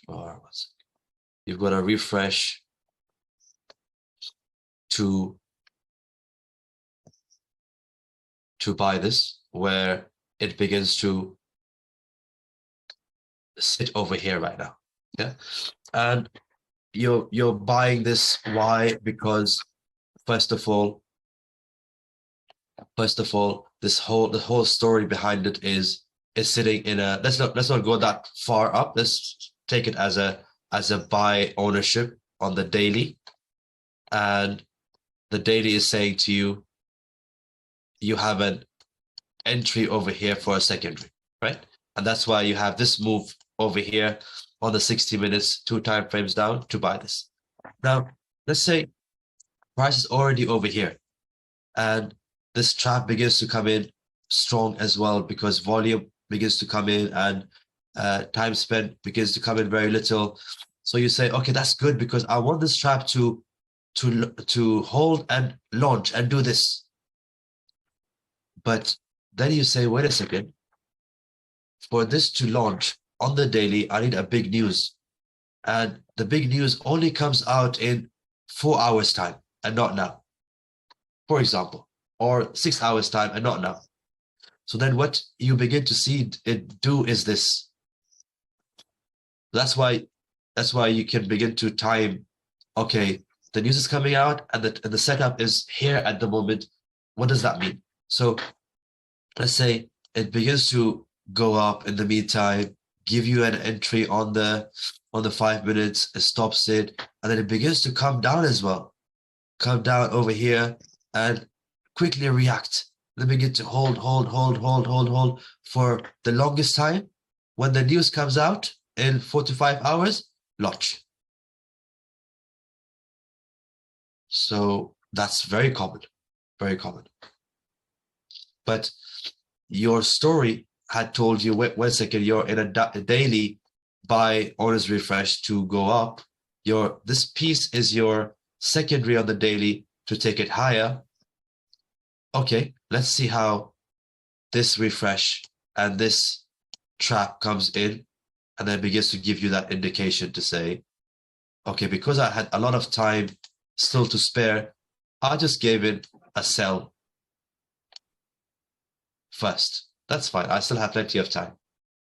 But it then began to not go any lower and begin to go sideways. Then you say, perfect. I know why it's doing this. That move up is coming in anytime. That makes sense, right? Yeah, it does. So, but if you say you got yourself in early and it's not moving, you would just wait and hold on, trust the story? Or better to just get out and... So what's going to happen, if I was to be realistic, what's going to happen is this, that early on you'll be entering over here at the beginning, and you will be scratching because you're like, it's not going. And then you'll remember, okay, I asked this question to Ali, and Ali answered that it's based on the on the news. And then you begin to get involved closer to to this, right? To the launch. Now, sometimes what could also happen is this. So that's one scenario. And the second scenario is you could begin to get involved a bit later. But there's also a scenario where prices can still speculate and they can begin to move earlier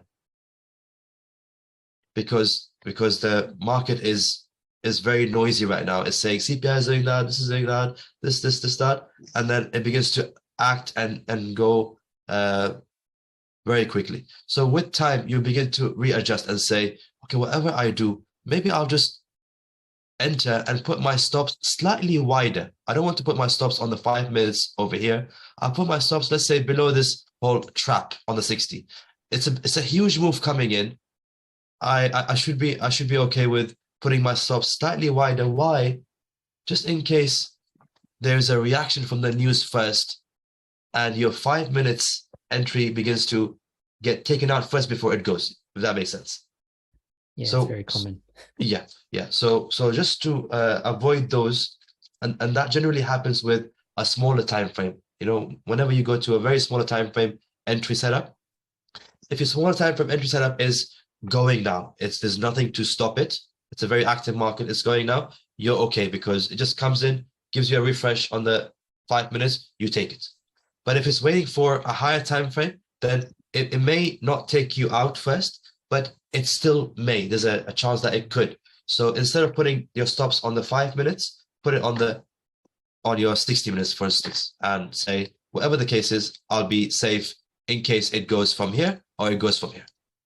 But you see, those are all entries. Those are all to do with nuisances of what if the news does that? But the story to do that doesn't change. Mm-hmm. Yeah. How many times do you have where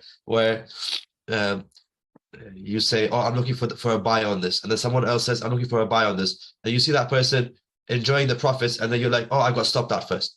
So it's these things where, and then it still goes in your way. It's these things where you say, okay, well, now I'm going to use that knowledge and experience what happens during the news time, what happens during this, during that. That's very important for you to get the exposure for.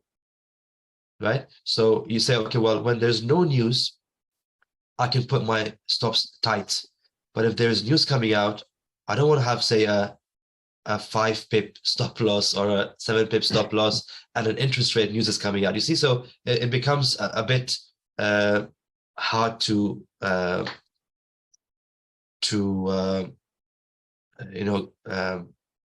back up our trade that way. Especially when you have a much bigger news coming out, CPI or interest rates, then having 5-7 pip stop loss is not a good idea. Yep, makes sense. Thank you. One quick question. Yes. Does the news make the structure, or the structure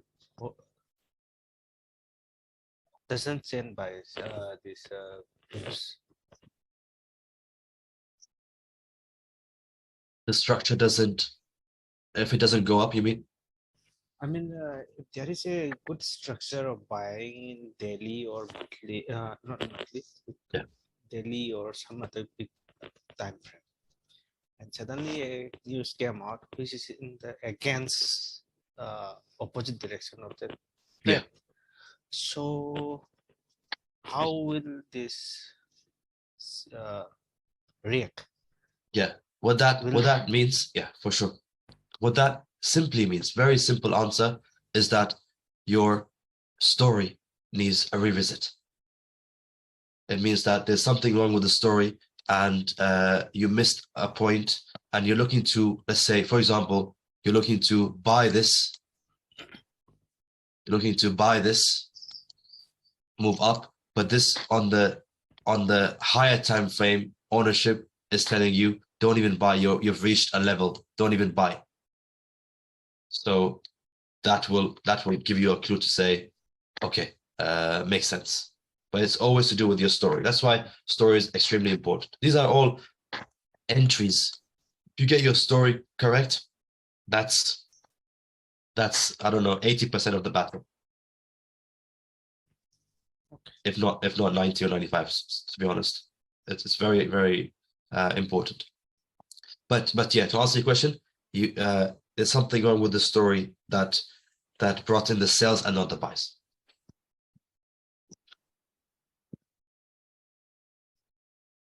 So you mean that when the story is in the right track, then news follows it. Yeah. Then news becomes a catalyst, and that's all. Oh, Because if the story is, and generally there are big stories coming from a bigger time frame, then you need the news to move it, and it begins to simply wait for that news to come out. That's why checking your I got that because a lot of big players are there in that story. So and that those big players cannot be kicked out by that simply that news.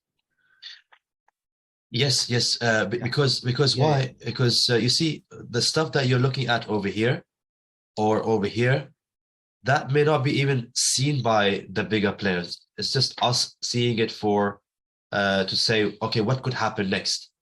But they go with the bigger picture and say, oh, we've put in so much money into this move, right? We have to take it a bit higher. We're going to do this. We're going to do that. So that they would go with their plan, and for that plan to come in, it needs a big catalyst. Yeah.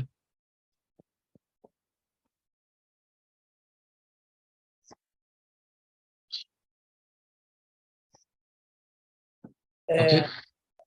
Ali. Yeah.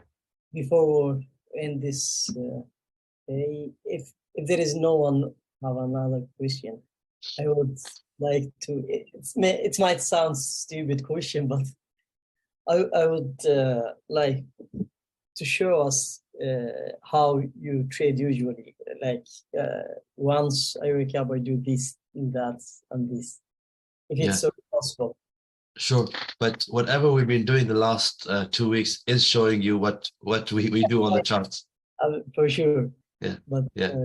The last day I would like, if it's okay, otherwise. Yeah, but I mean that's my point. That whatever you've been doing in the last 2 weeks is showing you how to read the charts, how to attempt your entry. What do you do in terms of your preparation for the pair selection? It is what we do in the prop firm to start with. So there's nothing that I haven't shown you at this stage. Yeah. It wasn't that I meant. I just was curious. I just wanted to put it in one picture.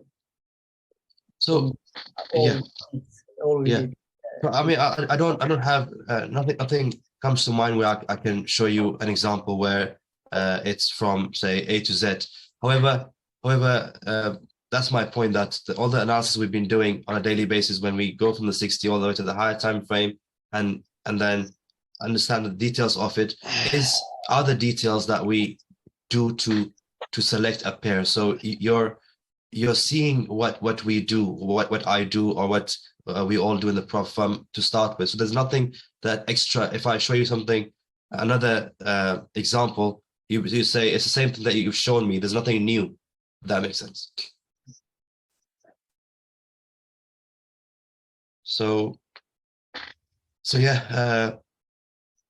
Hey, Abdulkader, are you trying to ask whether Ali has any like live trades that he's got on at the moment in the background? He's like Naveen on his live webinar. That would be even better. Yeah. No, that's something. Yeah, that's something we don't share.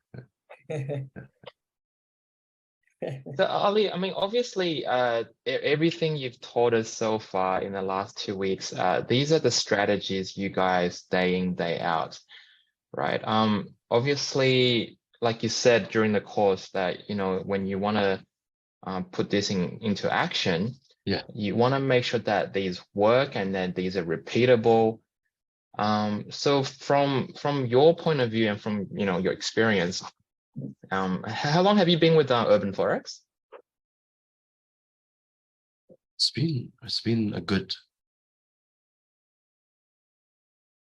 at least 4 years. Okay. Something like that, yeah.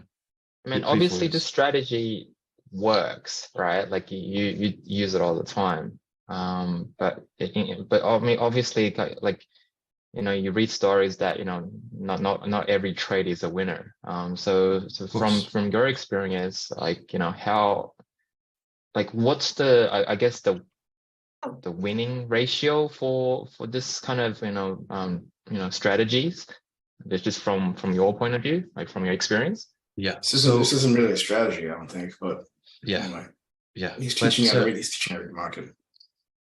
That's Okay. that's the key point over here. You see, I one can show you, okay, you have a setup and that's what you do, but your knowledge would always be limited to that setup. And if that setup over time begins to stop working, you're like, I don't know what to do next, right? Because the market evolves. Don't forget, the market has AIs now. It's got automation. So the market evolves, and the price action would work based on the new technologies. But the whole idea over here, you all can hear me, right? The whole idea over here is that, and that's what Naveen focuses on a lot, which is to gear us up in a way that we can read the charts from A to Z. That's the main thing. So if things begin to change and evolve, then we can evolve with the market. And that's the piece we are trying to pass on to you, where we say, are you able to read the market the way you should? And that's why I've been saying to you from day one that the entry and what happens to your trade is of least importance. The important bit is, can you understand the bigger story, the actual story? If you can, then when it performs in your direction, your story is getting stronger and stronger in your mind. So every time it happens the next time, it becomes repeatable for you, if that makes sense. But it's the story that you're trying to repeat on a daily basis and not the setup. Because you all know by now that a setup, a refresh, you see everywhere. You see a refresh that comes in, and it's meant to go, it's a refresh to go up. It begins to go up slightly and then crashes down. Why? Because you'll see refresh everywhere. It's not the refresh, not the setup, it's the story that backs it up. So the Doesn't whole match. yeah, Doesn't match that it needs to match, exactly. So the whole idea is that focus on the story, focus on how you read the chart to master chart reading, right? And then the entries and how you begin to make money is a secondary, and it will flow, it will come in. But a lot of people simply skip the whole story and chart reading and say, I only want to begin to trade this. And that doesn't work that way. There needs to be effort and work put in before things begin to happen. That makes sense. Yes. Okay. Yes, Nicholas. Sorry. So a couple things, and I totally understand the sentiment of both what you're saying and the questions that were coming at you. So just to give some more perspective for Abdulkader and John, and I'm not an expert by any means, right? This is my first time taking the class, but you're clearly not giving us a strategy. You're just telling us how to read the market, and it's up to us to pick a style, or any style or setup isn't as important. It's really what's going to match us. And that I firmly understand. Same thing in poker. I'm a poker player, so I'm very familiar with understanding edges and what they are, and to match your style, right? So that's kind of like what leads to my next questions, which is, I guess, in similar fashion to what they were asking, but they they want to see an example. I understand why they want to see an example, and I don't necessarily need to see an example, but it's more on the lines of a couple of things. One, which is, there's after taking this class, I figured, what's kind of really important detail. So or important aspects, and some of them are in the details, right? So we're gonna, obviously everyone's gonna practice after this is over, get some chart experience, get some time. And I just want to know particularly like how can we review trades? So first question is how can we review trades? So for example, I found that drawing traps is probably one of the most important aspects of this class, right? So getting the actual details down, there's going to be aspects where since we're beginners, we're going to mess up, right? So is there a place where we can get review after this is over, particularly since I'm not in the elite community yet or not have access to it? Like how can I have someone review, say, hey, you drew your trap a little wrong, the primary didn't take over, so on and so forth, right? Like, is there a place where I can get review after I make a trade? Yeah. That's question number one. Yeah, let's tackle that first. So Yeah.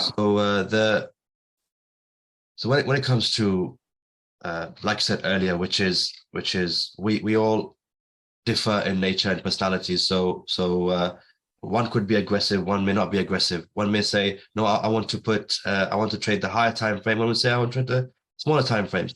So depending on our scenario. So, but what is common amongst you all is the knowledge and how to read the piece. That's common. And then you begin to practice it and begin to make your own edges that way. But of course, when you come in, we've given you an edge. We've given you how to enter, how to trade. You begin to use that, and then of course you may say, no, I don't like the smaller time frames. I like the bigger time frames, or I like it to do this first before I get in. All that you need to get involved on the chart to understand and to come up and conclude on that. So that's given.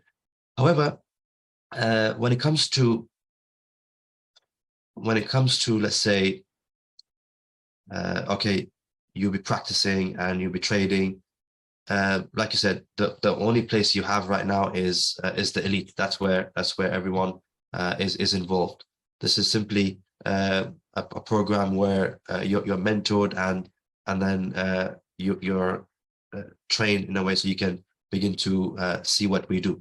Now, the only other thing that you all can do is stick together. What I mean by that is that if you all are able to say exchange contacts and remain in touch and continue these calls on a weekly basis, then one can help each other out, and then you all can grow faster that way. That's the only best way ahead for you at the moment.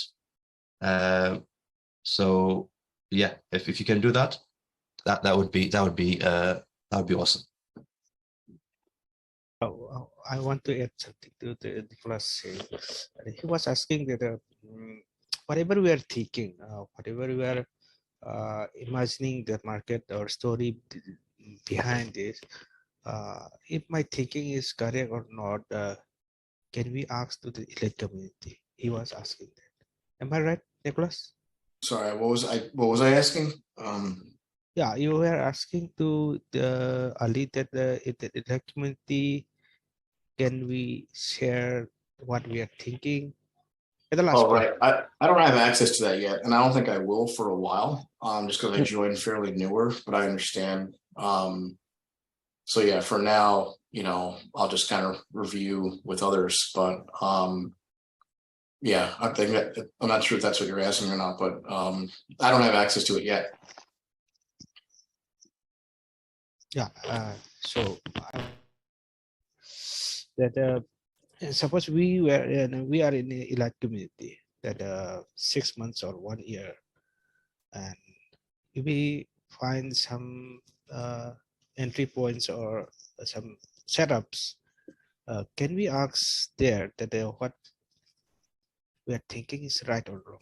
Yeah. So at the moment, as it stands, and I'm pretty sure things will change, and that's more to do with, say, Naveen coming up with that decision. So I cannot say talk on his behalf, or maybe he's got ideas that he will come in, that he will bring in the coming foreseeable future. But at the moment, the way it works is that whatever you all know is based on what we do in the prop firm, which is different to the elite community, right? And then the knowledge that you have is above what people do at the elite community. So, but then gradually, the whole idea is that if majority of the elite community begin to learn what you all do at the Unicorn program, then you all will become on the same level, right? So that's the whole game. But at the moment, and I don't have the figures, how many have done it, how many not, how many more need to do to come to the same level. It's not something I get involved in. But once that happens, then I'm pretty sure, again, it's Naveen's goal, that things will change in the elite community as well, where everyone will speak the same language. But at the moment, I don't think that's the case. It's more you all know a lot more than the elite community, but things are changing. I can see a lot of faces on the elite that have already done the Unicorn program, and it's changing. So there will come time, I'm pretty sure, that it'll be just one language. One simple question. Is this Unicorn program a mini course of the Naveen's one-on-one, or? Yes.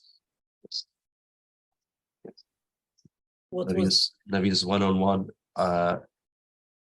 is basically the mentorship that, let's say, we have received from Naveen, and that's the knowledge we're trying to give you in return.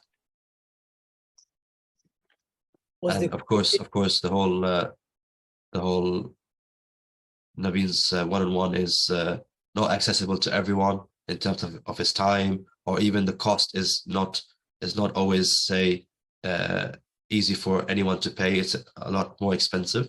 That's why this program can get reached out to many people.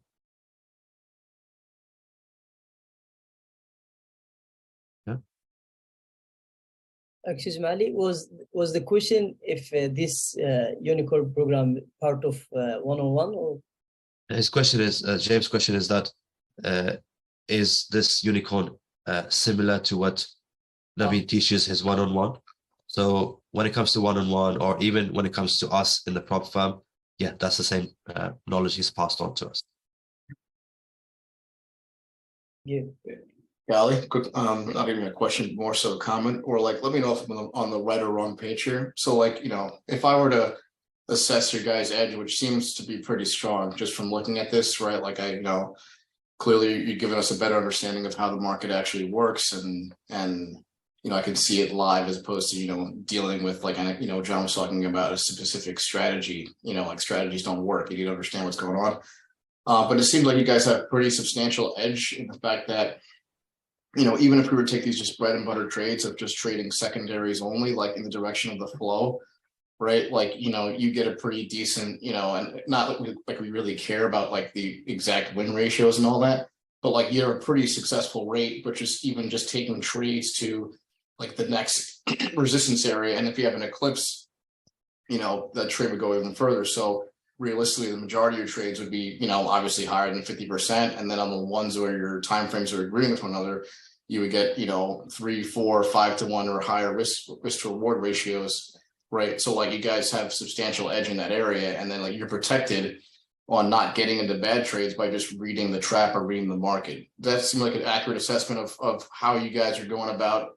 Yes, and the correlation. That's the correlation, right? That's the first piece. A lot of things are keeping you out of bad trades, right? So that you can basically go in, and then once you have setups that agree with one another, or the higher timeframes agree, you can, really squeeze a lot out of your.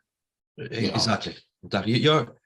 You're spot on. The key to it is that okay, the bigger picture. However, if you were to trade today and the momentum isn't with you, then what's the point? Because let's say the story is for a sell eventually, but it's not coming in today, and you keep on trying to sell, and it doesn't work, and then you say, oh, now it's gone. Doesn't make sense.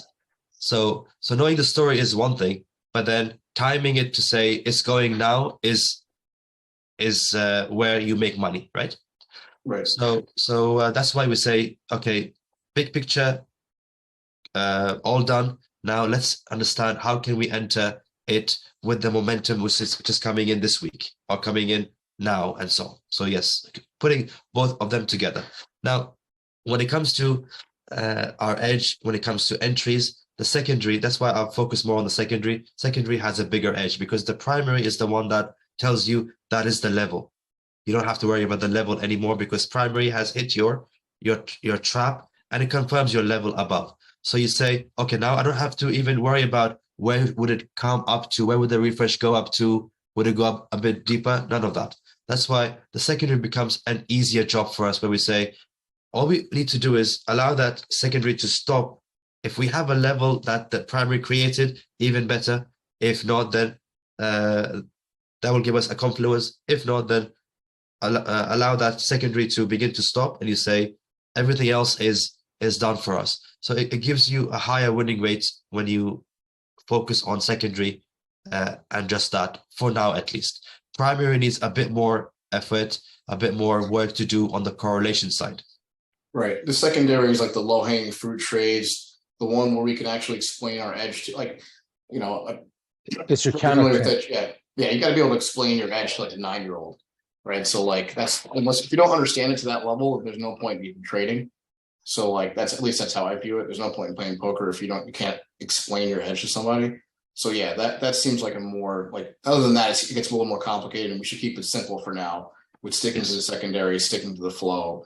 Yes. So on and so forth, right? Yes. You see, there's, you're spot on. So to answer that question, you're spot on. The only thing is that there are plenty of edges in the market, a lot, but Right, they there's all tons, but they all come down to the same story. It's the same story. So if you can master the story, then this is one edge that you've learned, and then let's say Naveen opens up another edge in the future. But they all tie back to the same story that you've read, and that's more important. The more you think about it, the more you do it, the more you'll get convinced that it's more important than any strategy at this point. Got it. Thank you. Appreciate it. No worries. Yes, John. Ali, can you say something about the morning routines? Okay, we choose the pairs in the morning, in the weekend. Yes. But what about the starting of the day? So starting of the day, it's, let's say if you still have some time to, because you see what will happen is this, that you're on the weekend and you've picked your 5 or 6 pairs, and then you know exactly that, okay, I think pound USD is going to get ready at on Tuesday, and pound CAD or USD CAD on Thursday. I think London may not give me anything for my setups, but New York on Monday will give me a setup for USD yen. So you begin to plan it in such a way that you begin to free up time for your own self, your own family, and your own lifestyle. And then you this will happen to you, where you every now and then you'll check, is it there yet? No. Okay, I still have time. That will gradually remove your, and maybe not now, because now you need a lot more chart time. But in the coming months, in the coming time, it will free up your time from the chart, where you say, I can begin to plan it based on the pairs I've selected over the weekend. And I know, okay, I only need to look at it at so-and-so points. Then that will free up your time for your own self, your family. At the same time, you begin to do your PAs, your pre-analysis and post-analysis, which are extremely important. It's stuff that I began to do at the prop firm, right? And I think majority of us think it's okay. I'm doing it in my head, but believe me, when you're doing it in a video and you're hearing yourself talking about a setup, why you're taking it, for what reason, it works like magic, because the more you show or speak about something loudly, the more it sinks in, the more you understand yourself to start with. It's hard to explain, but it works. Like even now when I'm showing you a setup, right, I can hear myself, and it's powerful for me, if that makes sense. So same thing happens with you when you're doing your PA in a video format. Then you're hearing yourself, you're talking loudly, and do not underestimate the the two PAs, pre-analysis and post-analysis. They are extremely important, and that will free up your time to do those on before you take your trade. You do a pre-analysis, reasons why you've taken it, and you can keep it short, keep it say 2-3 minutes, so at least it's not too big, and you talk about, okay, why are you taking it. The key is the reasons why you're taking it. Why do I say that? Is when you talk about the reasons why you're taking it and whether it plays out or not, then you can go back and refine those reasons. If you simply say, if one simply says, oh, it's doing this, so I can do that, okay, I'm ready, then you haven't spoken about your reasons. So if it works or if it doesn't work, you cannot come back and say, oh, but what do I change now? What is it that I change? I don't know what to change. But if you label your reasons why you're entering this trade to start with, then you can come back and say that reason is correct or not. So next time when you do it the next day, again, it becomes repeatable. The key is repeatable. Key is consistency. Any account, what you all will have, it's all about how consistent this person is with their account, right? So the key is consistency, and the PAs bring in that consistency if it's done the right way. Thank you. And what about trade management, scale in, scale out? Yeah, we didn't talk about it because we didn't have trades. So you mean to say that if you're already in the trade and you want to scale in further? Scale in, extract some money, something like this. Oh, okay. So add positions depending on the reactions later. Yeah. So let's say, for example, that Aussie USD right now is coming in, and you say, okay, let me have a look at the daily, and you say daily is part of that channel. Then, and you're doing a very quick sell from the top to the bottom because you haven't seen a refresh come in right now to stop this move going up on the daily.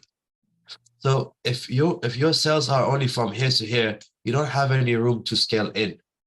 There's no room to scale in. You say, I'll simply take a trade and stop at the bottom. I can't take it any lower at this stage. What if it does this or that?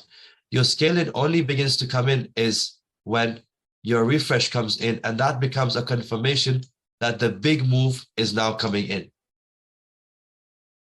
Right? So when the big move with the flow, with the owner's refresh comes in, you say, now I can scale in. Otherwise, I'll only do a quick trade here and there so I can continue trading while the bigger move comes in.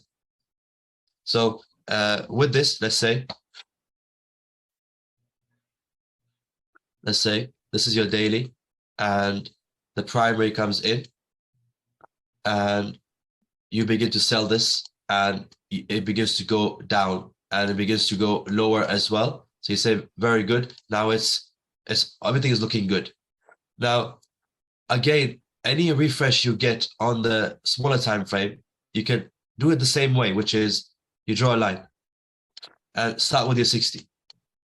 This is that move coming down on 60. Have your 4 hours ready as well, daily ready as well, weekly ready as well. Generally, you may not need all this because it's a strong move coming down, but have it ready. It's fine. And you say, okay, well, if I get a refresh, now I've entered my trade over here and I'm doing well. And by now I'm in break even as well. I can put my stops at break even.